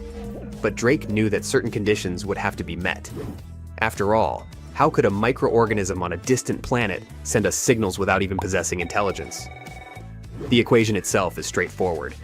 Drake considered variables like the number of stars formed annually, the planets orbiting them in the habitable zone, neither too cold nor too hot, the fraction of planets where life could thrive and evolve, and finally, the lifespan of such civilizations. With these factors, the equation intended to address one big question. How many civilizations in our galaxy could be broadcasting signals right now? Since its publication, the Drake equation has sparked endless debate among scientists about the values of its variables. Its simplicity makes it brilliant, but also a constant reminder of how much we still don't know. So what makes this 2024 model so revolutionary? The researchers factored in something the Drake equation didn't: the expansion of the universe and the role of dark energy. This mysterious force, which makes up 2/3 of the total matter in our universe, accelerates its expansion. But here's the catch. For life to form, ordinary matter must clump together to create stars and planets. These stars and planets must remain stable for billions of years to allow life to evolve. This new model calculates the likelihood of intelligent life forming not just in our universe but across hypothetical universes, a scenario known as the multiverse theory. This research doesn't estimate the quantity of intelligent life in our universe. Instead, it calculates the likelihood of an observer existing in a universe with specific characteristics. And here's where it gets interesting. The researchers found that a typical observer in another universe would likely experience more dark matter than we do. In other words, our universe is statistically unusual. They also discovered that a more efficient universe, one that could convert up to 27% of its ordinary matter into stars, might have better odds of forming life. By comparison, our universe only converts about 23%. More stars mean more chances for life to develop. So, while our universe isn't the best candidate for fostering life, we're proof that the improbable is possible. This branch of science, called computational cosmology, blends theory, physics, programming, and statistics to tackle one of the universe's greatest mysteries: the role of dark matter in shaping the universe. Dr. Daniele Sorini from Durham University explains that understanding the parameters governing our universe, such as dark matter density, could even help us understand why we exist. A profound thought, isn't it? And here's the kicker. While a universe with more dark matter might have more stars and better odds of forming life, our existence proves that life can thrive against the odds. So, as we gaze into the night sky and wonder who or what might be out there, one thing is clear. We're part of something extraordinary, even in a universe that's anything but ordinary.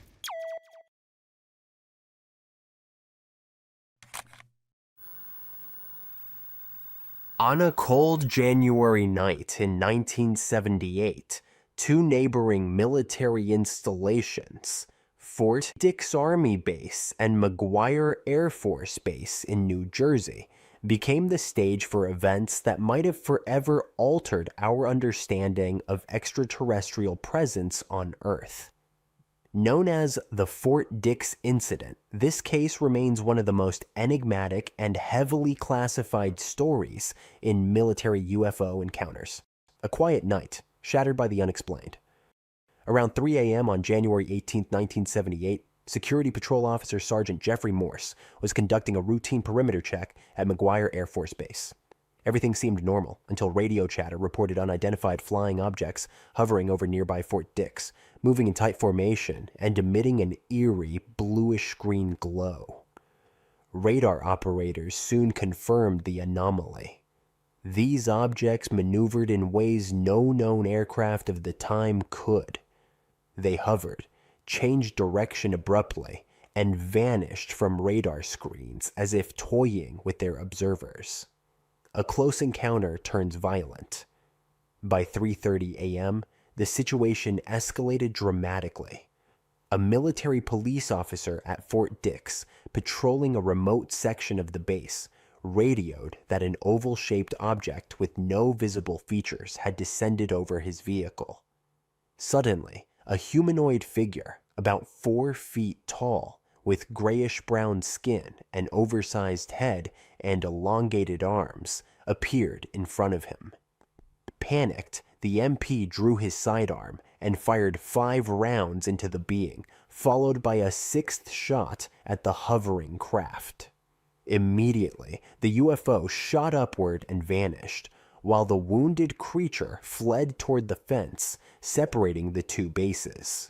The cleanup operation.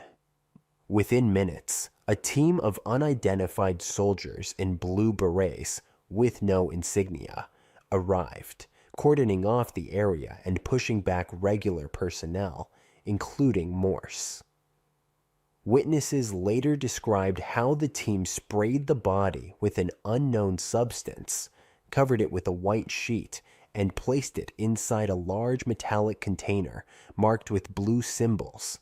By dawn, the container was loaded onto a C-141 cargo plane bound for Wright-Patterson Air Force Base, a facility long rumored to house classified UFO-related materials. Aftermath: enforced silence. 2 days later, Morse and other witnesses were flown to Wright-Patterson for interrogation. In a stark room facing 3 men, one a silent civilian with a pipe, Morse was forced to sign a lifetime non-disclosure agreement. Soon after, all involved personnel were reassigned to overseas bases, effectively scattering them across the globe.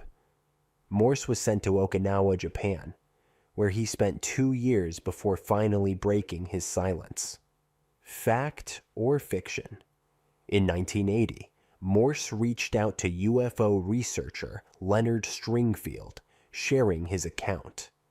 His story gained credibility when Major George Filaire, an intelligence officer stationed at McGuire, confirmed unusual activity that night, mentioning that something was found dead on the runway, though details were withheld from him. Skeptics argue the incident could have been a test of a military biodrone or experimental entity, a psychological operation, PSYOP, to study human reactions, an elaborate hoax or misidentification, yet the military's extreme response, immediate witness isolation, rapid evidence removal, and lifetime gag orders suggests something far more extraordinary. Conclusion: a secret still waiting to be uncovered. Over 45 years later, the Fort Dix incident remains buried in secrecy. If Morse's account is true, this could be the first documented case of military personnel killing a potential extraterrestrial being. Until classified documents surface, key questions linger. Was this a genuine extraterrestrial encounter, or an elaborate cover-up for advanced military technology? One thing is certain: that night in 1978 changed the lives of those involved and left behind more questions than answers. What do you think? Could this really have happened? Or is it just another military urban legend? 70 years ago, physicist Enrico Fermi asked a question that has puzzled scientists ever since. If life is common in the universe, why haven't we seen any evidence of it? This question is often referred to as the Fermi paradox, and it has sparked tons of theories about why extraterrestrial intelligence might exist, yet remains undetected. From the idea that humanity might be alone in the universe, to the possibility that we're simply too early or too late to find any signs of alien life. A recent study gives us a new perspective on this mystery. It's led by Robin Hanson, the creator of the Great Filter Theory, and proposes a new model to predict when we might finally encounter alien civilizations. This model suggests that we may not meet other advanced civilizations for another 200 million to 2 billion years. Let's first define the models of alien civilizations proposed by the authors. Generally speaking, we can consider two types of civilizations: quiet and loud. Loud aliens quickly expand their sphere of influence and thus are very easy to detect.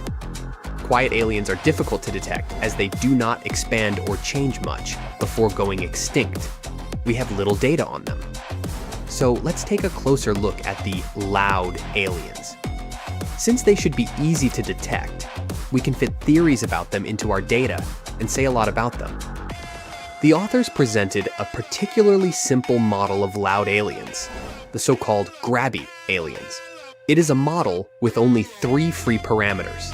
Let's discuss them. Once a civilization reaches a certain level of technological development, it begins to expand rapidly, altering the space it occupies and potentially preventing other civilizations from developing in that area. This expansion could take the form of large-scale colonization, the construction of massive structures, or the production of technosignatures, signals or artifacts that would be detectable from Earth. But such rapid growth requires an incredibly high level of technology. A complex history must be between the very origin of life and such a level of development. During this period of development, fatal events may occur, which a civilization either overcomes or not. For example, it's believed that life on Earth overcame a difficult step when it learned to consume oxygen. This idea is very similar to the idea of the Great Filter, according to which there is a barrier to development that makes detectable extraterrestrial life exceedingly rare. Such fatal events are called hard steps. And a number of these steps, Antarctica is the first parameter of the model. The second parameter is based on the timeline of significant events in the evolution of life on Earth. This is the probability of the origin of life. The universe is about 13.8 billion years old, and Earth formed around 4.5 billion years ago. The earliest forms of life appeared between 4.2 and 3.8 billion years ago, but humanity has only existed for the last 200,000 years, and we've only had the technology to search for extraterrestrial life for about 70 years. So it's possible that advanced civilizations could take much longer to evolve, particularly on planets orbiting stars with much longer lifespans than our sun. When a civilization becomes loud, it begins to rapidly expand its domain. To do this, it uses interstellar flights. Such flights are carried out at some average speed, which limits the speed of expansion of such civilizations. So this expansion speed is the last free parameter. By studying the world around us, the history of our civilization, and the fact that we have not yet discovered any other civilization around us, scientists can obtain approximate values of the model parameters. This means they can predict the evolution of civilizations, as well as conduct stochastic simulations. And here are the amazing results they've obtained. Grabby civilizations might appear once per million galaxies before they start expanding, which means they're incredibly rare. Their rarity also means that they could be very difficult to detect. If a civilization is expanding rapidly, the light or signals they produce might not reach us until long after they've already begun their expansion. This could explain why we haven't detected any signs of advanced alien life so far. The study's most intriguing prediction is that humanity is likely to encounter the nearest loud civilization, one that is actively expanding and altering its environment within the next 200 million to 2 billion years. Until then, the chances of detecting alien technosignatures are slim. The researchers also suggest that there may be many quiet civilizations out there, those that haven't yet reached the level of technological development needed to expand and make themselves known. These quiet civilizations could be much closer than we think, possibly even within our own galaxy. But because they haven't yet begun their expansion, they're much harder to detect. The model implies that if we want to find evidence of extraterrestrial life, we may need to look for quieter, more subtle signs rather than expecting to see grand displays of alien technology. Let me tell you about one of the wildest UFO stories out there. The case of Antonio Villas Boas, a Brazilian farmer. He claimed he had been abducted by aliens in 1957. He was 23 at the time, working in the fields one night when he saw a strange red light in the sky. That light? According to him, it was an alien spaceship. He said the ship had landed and weird-looking 5-foot-tall aliens grabbed him, took him inside, and covered him in a bizarre, yucky gel. Then, things got even more alarming. Antonio claimed he had been taken to a room where extraterrestrials had taken samples of his blood, and then he had been left alone with a female alien. According to Antonio, she had white hair, red body hair, and cat-like blue eyes. Afterward, she pointed upward. The man thought that she meant she'd have their child in space. The aliens then gave Antonio a quick tour of their ship. But when he tried to take a souvenir, they stopped him. After about 4 hours or so, the man was released and could observe the spaceship fly away. Interestingly, Antonio stuck to his story throughout his whole life. Some people are sure that he made it all up, while others believe the encounter really did happen. One of the strangest things about this story is that right after the events, Boas started complaining of feeling weakness and nausea.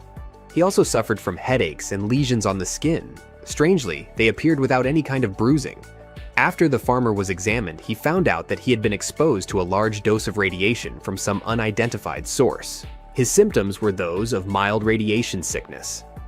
So whether you believe Antonio's story or not, it is still one of the most famous alien abduction cases out there. But how does science explain all these? Let's break down several explanations. Back in 1980, a researcher named Keith Basterfield suggested that some alien abduction cases might just be hallucinations. He and psychologist Dr. Robert Bartholomew even came up with the idea that people who reported abductions might be fantasy-prone, meaning they could have a hard time telling the difference between their imagination and reality. In 2011, scientists at the Phase Research Center took things a step further by using lucid dreaming to simulate alien encounters.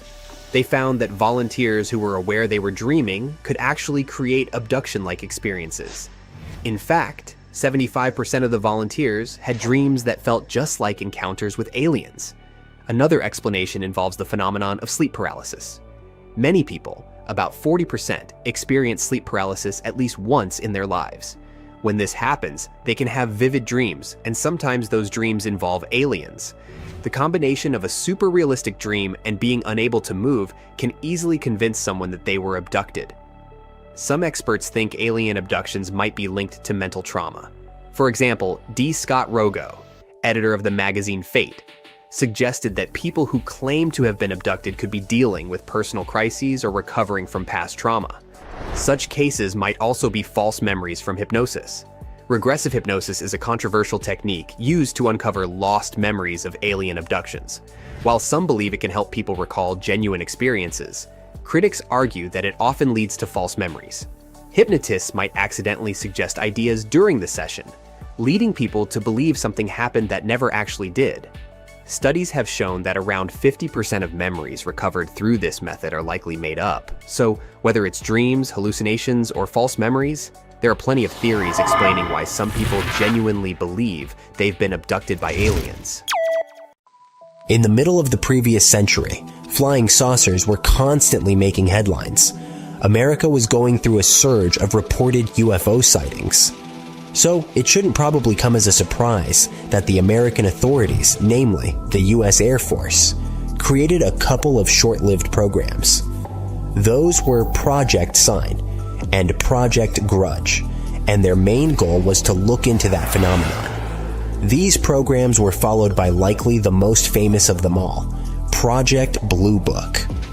It was a large-scale government study that lasted from 1951 to 1969. The initiator of this program was Major General Charles P. Cabell. He was a former intelligence director of the Air Force. Project Blue Book scrupulously gathered over 12,600 reports about people seeing bizarre unidentified objects in the sky. After thorough research, it was determined that most of those had natural, quite mundane explanations. As for the rest of the reports, the members of Project Blue Book simply didn't have enough data to evaluate them. That's why support for their efforts dwindled. Officially, Project Blue Book was closed in December 1969. But apparently, it didn't make American authorities lose interest in UFO sightings. Because in mid-December 2017, the world found out that they had secretly launched one more UFO research program in the late 2000s. Accordingly to certain documents, American authorities spent around $22 million over a 4-year span on a project called the Advanced Aviation Threat Identification Program, aka AATIP. This project was started in 2007, and its main goal was to study UFO phenomena. Most likely, all this activity was triggered by the 2004 Tic Tac incident. That's when a few U.S. Air Force pilots spotted unidentified flying objects off the coast of California. They captured them on video. None of the pilots could figure out what these objects were. They behaved in a weird way, as if our laws of physics didn't apply to them. They were reportedly flying extremely fast and rotating in unpredictable movements. It looks as if after that incident, American authorities decided to investigate whether those objects could be identified or not. And if not, they were eager to know where they had come from and if they had been a threat. When the New York Times story about the new project broke, officials announced that the study had been terminated in 2012. However, there were people who claimed that the program was still ongoing. One of those was a military intelligence official running the program until they quit in October 2016. In any case, let's have a closer look at this mysterious program. Indeed, the areas of research funded by the project resembled things you could find in Star Trek. For example, one grant was for the study of traversable wormholes, stargates, and negative energy. This study was conducted by Eric W. Davis of EarthTech International, Inc. Another grant sponsored the research of invisibility cloaking. One more area of study included warp drive, dark energy, and the manipulation of extra dimensions. This research was conducted by a theoretical physicist and director of the nonprofit Icarus Interstellar. As we've already mentioned, all these studies received at least $22 million of funding, but this sum could have been much bigger. No one has revealed why or how these studies were given such huge grants under the AATI program. The results of the study aren't known publicly either. The criteria for choosing these fields of research could be that warp drives and stargates might be useful for extraterrestrial civilizations traveling interstellar distances to visit our planet. Still, some people are not amused that such questionable fields of study were receiving substantial government funding. Just like Jack Sparrow from the Pirates of the Caribbean movies, Captain Kidd was a pirate who sailed around looking for treasure. Only he was less charming and more dangerous. As the legend goes, he was so protective of his loot that he is still out there, guarding it as a ghost. William Kidd, who became famous as Captain Kidd, was born around the 1650s. He told people his birthplace was Dundee, Scotland, but many people think it was a lie. When he was a young man, Kidd settled in New York City. He became friends with powerful people, including 3 governors. Some stories suggest he started his maritime adventures as a rookie on a pirate ship before becoming a well-known sailor. By 1689, Kidd had already become part of a pirate crew. When they were sailing in the Caribbean, Kidd and other men on the ship rebelled. They overpowered the captain and renamed their ship Blessed William, making Kidd the new captain. Kidd gained experience and even assisted certain countries during battles. Once, the governor didn't pay the crew for their services, and Kidd and his team attacked a French island, Marie Galante, and looted it, collecting a huge amount of money. In 1691, Kidd married a woman named Sarah Bradley, who was one of the richest women in New York. She had been married twice before him and was a widow. Her money came as an inheritance from her previous husbands. A few years later, the man in charge of New York, Massachusetts, and New Hampshire asked Captain Kidd to go after some pirates. This wasn't just any request. It had the support of the king and carried a lot of importance. If Kidd had said no, people would have thought he was disloyal and looked down on him. This was the start of the journey that made Captain Kidd famous as a pirate and a character in stories. This trip was funded by a few noble lords who were some of the most powerful people in England at that time. The king himself signed a letter that gave Kidd permission to be a privateer, which is basically a pirate who can do all piratey things with a legal license. This letter said that 10% of the treasure he may find would go to the king. To get some extra cash for the trip, Kidd had to sell one of his ships, the Antigua. And for his special voyage, Kidd got a new ship called the Adventure Galley. It was perfect for chasing pirates, with 34 cannons, oars, and a crew of 150 men. The oars were handy because they let the ship move even when the wind wasn't blowing. Kidd was very picky about his crew, choosing only the best and most loyal officers. But as the Adventure Galley sailed, something strange happened. Kidd was expected to salute a Navy yacht, but he did not. So, the Navy yacht fired a shot to show Kidd he needed to pay respect. But Kidd and his crew decided to do the opposite. They turned around and slapped their backsides in disrespect. After this, the Navy captain got angry and took many of Kidd's crew members to work for the Navy, even though privateer crews were usually free from this obligation. Kidd, short of men, sailed to New York, where he captured a French ship. To replace his lost crew, he hired a lot of known criminals, some of whom were likely former pirates. In September 1696, Captain Kidd set sail for the Cape of Good Hope in Africa. His journey faced troubles right from the start. Cholera caused many of his crew to get sick and pass away. Even worse, their brand new ship started to have lots of leaks. Kidd was also on a mission to catch some pirates in the Indian Ocean, but he couldn't find them. As his big plan started falling apart, Kidd got desperate to make money to cover his costs.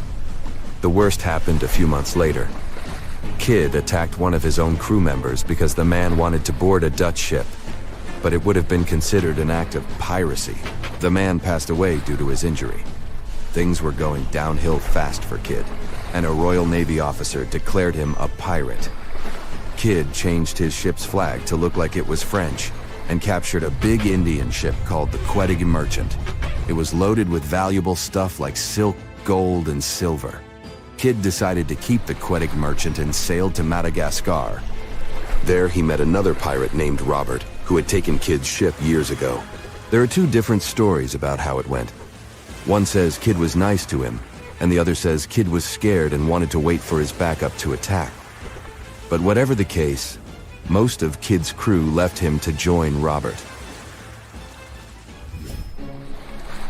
Kidd decided to give up and go back home. He left his old ship, the Adventure Galley, behind as it was falling apart. Before he set it on fire, he took all valuables from it and boarded the Adventure Prize. The British authorities had a law that offered pardons to pirates in the Indian Ocean, but they made sure Kidd couldn't get one. They didn't want to forgive him because he was connected to some powerful people in England. Kidd found out he was wanted as soon as he reached Anguilla, and he couldn't use the pardon. The government had changed, and new leaders wanted to use him to make their rivals look bad. They thought Kidd would spill the beans about his powerful supporters. However, Kidd refused to reveal any names, believing that his friends would come to his rescue, but they failed him. Some say he might have escaped punishment if he had talked, but he didn't. Kidd was sent to London to stand trial before the High Court of Admiralty. They accused Kidd of piracy on the high seas and the accident with a crew member. While he waited for his trial, he was locked up in the notorious Newgate prison. They found him guilty on all counts and sentenced him to public execution, though many questioned if the evidence was enough for such a harsh verdict. He was executed on May 23, 1701. His body was displayed over the River Thames for 3 years as a warning to anyone thinking about becoming a pirate. Some of Kidd's crewmen were supposed to be punished in the same way, but they were set free before their executions. The loot Captain Kidd had collected over the years made people believe he must have hidden it somewhere. This sparked loads of treasure hunts in different places. Some people say that Kidd might have hidden the treasure on the Rahway River in New Jersey, just across from Staten Island. Evidence suggests that Captain Kidd hid a small stash of treasure on Gardiner's Island, near New York. It was supposedly found and sent to England as proof against Kidd in his trial for piracy. Around the Bay of Fundy, people have been looking for Kidd's treasure since at least 1875. They believed he hid it there during his time as a privateer. There's a place on the island called Money Cove because of these stories. Considering how Kidd met his sad and unfair fate, it's not surprising that people have claimed to see the ghost of Captain Kidd. Some people reported spotting him at Trinity Churchyard as if he was searching for his own grave. There's also a story of 2 men who tried to look for Kidd's jewels in 1825. They actually found a treasure box. But before they could crack it open, the ghost of Captain Kidd himself rose up from the ground next to the treasure chest. This sight was so terrifying that it made the men pass out. Both of them claimed to have seen a truly creepy figure emerge from the earth. It breathed out sulfur fumes and seemed to glide over the ground. Thankfully, there is no solid evidence that confirms these ghost stories. 2 sailors were traveling not far from the infamous Bermuda Triangle when they noticed a boat that seemed to be moving by itself.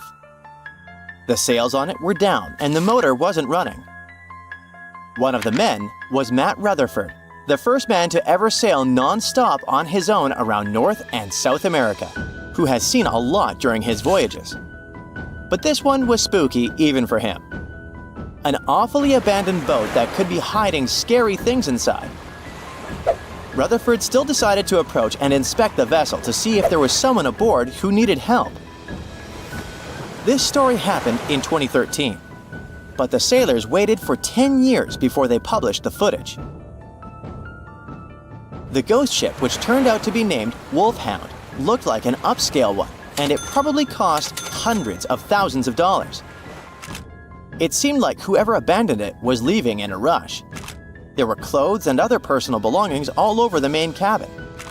Some parts of the ceiling had fallen and some drawers had popped open.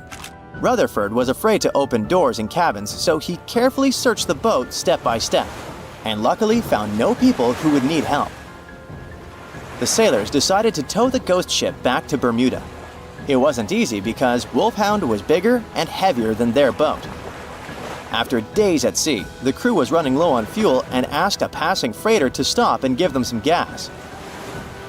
They kept pulling Wolfhound with just sail power until the tow line got wrapped around the rudder, and they realized they could get stranded in the Bermuda Triangle. So they had to abandon the ship. After another 23 days in the Atlantic, they finally reached Bermuda. As it turned out later, the mysterious ghost ship belonged to an Irish yacht club member. It got caught in a storm with waves that were 20 feet high and super strong winds, and couldn't continue its voyage. A Greek cargo ship rescued the crew, but they had to leave the ship. Rutherford and his crew found the yacht 9 weeks later. Wolfhound is one of more than 50 ships and 20 planes that disappeared in the Bermuda Triangle since the mid-19th century. The first ship, at least officially documented, was the USS Pickering. It departed from Delaware to the West Indies in 1800. There were 70 people aboard. No one ever heard anything from them ever since. And perhaps we'll never know what exactly happened to them and where the ship is now. The largest ship that has ever disappeared in this mysterious area is the USS Cyclops. In March 1918, carrying a crew of 306 people, the USS Cyclops left Barbados and headed home to Baltimore. It had tons of dense manganese ore on board, which was used in steelmaking. Something happened during its 9-day voyage when it was passing through the Bermuda Triangle.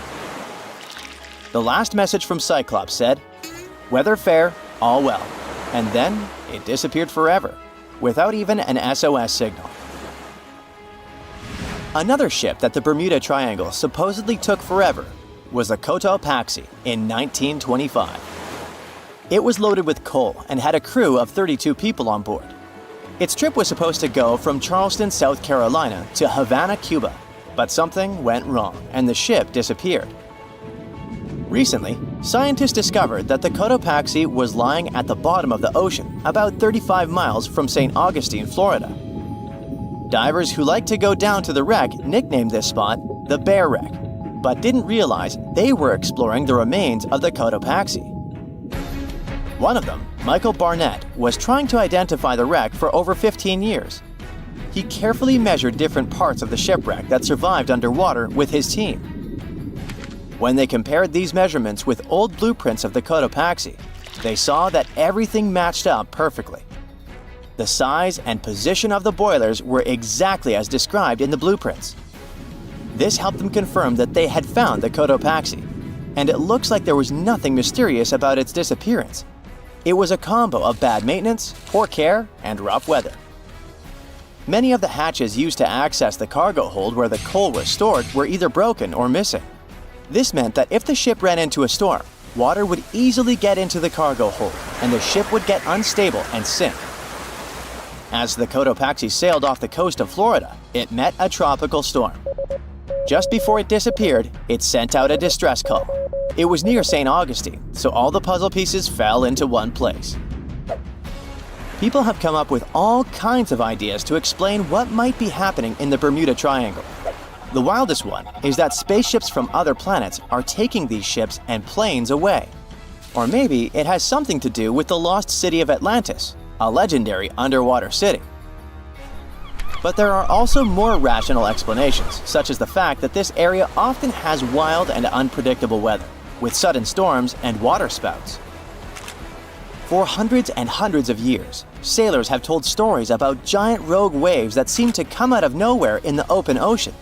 It sounded like a tale in the past, but in the last 20 years, satellites have spotted these freak waves, some of them reaching over 100 feet tall. Storms from the Gulf of Mexico can hit the Bermuda Triangle area and create such rough and unpredictable waves. Scientists built a model of the USS Cyclops and put it in a wave simulator. They say that even a rogue wave 50 feet tall would be enough to flip over that ship. It had a flat bottom and was less stable and more likely to tip. There are also lots of hills and deep valleys on the ocean floor, which can be dangerous if a ship isn't navigating carefully. Sometimes things can go wrong with engines, communication systems, or other equipment. If a plane or ship has a mechanical problem far from land, it can be really hard to get help quickly, especially if rescue teams are far away. The Bermuda Triangle also has magnetic anomalies, so in some parts of it, the compass might point in the wrong direction.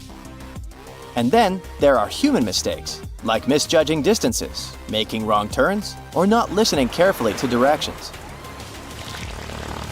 This is what happened to Flight 19, a group of planes that went missing. The leader of the flight, Lieutenant Charles Taylor, decided to fly into bad weather without all the equipment they needed. He was also tired, so it was really hard for him to make good decisions. Disappearances in the Bermuda Triangle don't really happen more often than in other parts of the Atlantic Ocean, where a lot of ships and planes travel. They just attract more attention and talks. You still won't find the Bermuda Triangle on any map, and it doesn't have official borders. So we might never be able to solve its mystery because we can't be sure it even exists. But maybe we need to be worried about another Bermuda Triangle, the one up in space. This space triangle doesn't make things completely disappear, but it messes with the equipment on the spacecraft, causing glitches and makes things stop working for a while. The Bermuda Triangle of Space, which is more officially known as the South Atlantic Anomaly, is a unique area above the Earth that stretches over parts of South America and Africa, from Chile all the way to Zimbabwe. It sits right where a part of Earth's magnetic shield is weaker than usual. When a satellite passes through this area, thousands of high-energy particles, especially protons, hit every square inch of it every second. To keep satellites safe from this radiation, space agencies often put them in sleep mode when they pass through the SAA. The Hubble Space Telescope passes through the SAA about 10 times a day and spends about 15% of its time in sleep mode because of this anomaly. Even astronauts on the International Space Station, ISS, which also travels near this zone, have to be careful about radiation. Parts of the ISS, like the kitchen and sleeping areas, have extra shielding to protect them. The South Pole is more than penguins and endless snow. There's a hidden ghost world within it. Look, it's right here on the globe. Don't confuse Antarctica with the Arctic, which is at the top of our maps. Much smaller in size, and let's face it, way less mysterious. The ice sheet covering Antarctica is about 1 to 3 miles thick, which is up to 16 Eiffel Towers stacked on each other. This massive blanket hides the true features and contours of Antarctica's land. We still don't know much about this mysterious continent, and it is ice and snow that are to blame. We still don't even know the true shape and size of this continent. Mapping Antarctica without some huge shovels is an incredibly hard task. But satellites learn to penetrate the ice with their cameras. And now we know there's actually an enormous, dramatic ancient landscape beneath the snow. The ghost of the past. About 90 million years ago, Antarctica was a much warmer place. It was actually a lush rainforest with tons of plants and probably teeming with life. It even had rivers flowing through it. Then the ice came. This happened about 34 million years ago, during the transition from the Eocene to the Oligocene, when our planet cooled significantly. It was the beginning of one of our several ice ages. The land remained, but now was hidden under ice and snow that got thicker and thicker. To a regular eye, Antarctica turned into a white desert, vast, flat, and featureless. Time went on. This massive ice sheet moved around, smoothing and shifting the ground beneath it. Over the millions of years, it changed what the land looked like. Now, if we looked under the ice, it wouldn't hold any signs of the original South Pole, except for one place. In areas where the ice is especially thick and doesn't move much, like in East Antarctica, it has actually worked the other way around. It became like a super thick blanket that protects the land. Normally, things like wind or rain slowly wear away the ground over time, changing its shape. But since we have this protective ice blanket, it prevents these natural processes from reaching the stuff underneath. So, the ground stayed almost the same for millions of years, like it's been frozen in time. This special area near the Aurora and Schmidt subglacial basins has become the ghost of Antarctica's landscape. This place was barely touched even since it was first covered in snow 34 million years ago. This is a historical footprint, a place that can tell us what Antarctica's ground looked like before it became a freezing nightmare. As scientists peered under East Antarctica, they saw an amazing ghost. The traces of the rivers that were flowing there millions of years ago, various valleys, and some weird little islands, as well as 3 big chunks of land shaped like the letter U. Hey, what's that all about? You see, the continents on our planet are moving constantly, sliding along the red-hot lava mantle like cereal on milk. Over history, they came together and broke apart several times. Hundreds of millions of years ago, several continents were a part of one enormous Gondwana. Antarctica was one of them. It used to be one huge landmass. But when Gondwana broke apart, the poor continent got stretched by tectonic forces. Parts of land were pulled away from each other. Whoosh! And they got torn apart. And that's how we got these big chunks or blocks of land under thick layers of ice. In any case, scientists now want to explore this ghost a bit more. But to study it deeply, they need to actually drill down through the ice, like using a straw to get to the bottom of a thick shake. This will help them pick up some rocks and dirt from way below to learn more about the Earth's history and climate. Antarctica is the 5th largest continent in the world, approximately bigger than the entirety of Europe or Australia, competing with the entire South America in size. Aside from East Antarctica, we discussed there are several more regions: Antarctica Peninsula, South Pole, West Antarctica, and the Ross Sea. The continent is basically a frozen sandbox, and all its hidden, mysterious landscape is actually less explored than Mars's terrain. We only know for sure that without ice, it wouldn't just be flat and empty, but an entire world full of big mountains, huge canyons, and even fiery volcanoes. Some of these volcanoes are so huge that they peak above the layers of snow. In West Antarctica alone, there are at least 138 volcanoes, though only about 8 or 9 are active today. One of the craziest ones is Mount Erebus, the southernmost volcano and the tallest one on the continent, about 12,500 feet high. And deep beneath the ice sheet, this guy hosts incredible, beautiful subvolcanic caves. The temperatures there are warm enough for t-shirts. The Antarctic Peninsula, or Lesser Antarctica, looks like a bunch of mountainous islands deeply underground. It has newer volcanic rocks that are part of the Pacific Ring of Fire, which is like a giant circle of volcanoes and earthquake zones around the Pacific Ocean. The Greater Antarctica is a huge part, almost as big as Australia. It consists of East Antarctica and the South Pole. Beneath the ice, it's a place of rocks that have been around for a very, very long time, including the special zone we mentioned. You probably know that Antarctica is nearly devoid of humans. No wonder, with a mean temperature of about -46 degrees Fahrenheit. But even though this place is horrifyingly cold and deserted, life still clings on. You guessed it, in the underworld. In 2017, scientists found DNA traces of algae, moss, and even possibly unknown small animals in the deep caves. That means that even in such crazy conditions, there are still unique ecosystems thriving in little isolated warm pockets beneath the snow. There was another incredible find beneath Antarctica's Ross Ice Shelf, a lively ecosystem vibing within an underground river. Scientists have long suspected that Antarctica's underworld should have some freshwater lakes and rivers. One day, a satellite spotted a groove there. They decided to explore it and used a hot water drill to melt their way through the ice. As they reached the underworld, they dropped a camera into one of those hidden fresh rivers.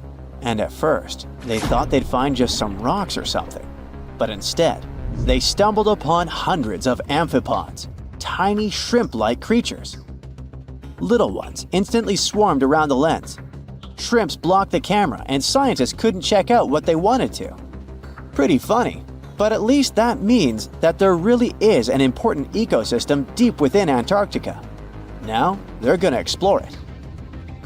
And all this is just the beginning of the mysterious underworld. Antarctica's snow also hides the deepest canyon on Earth under the Denman Glacier.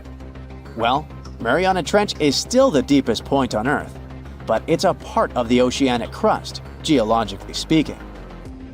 Also, in 1958, explorers found a huge mountain range under the ice, as big and tall as the famous Alps Mountains.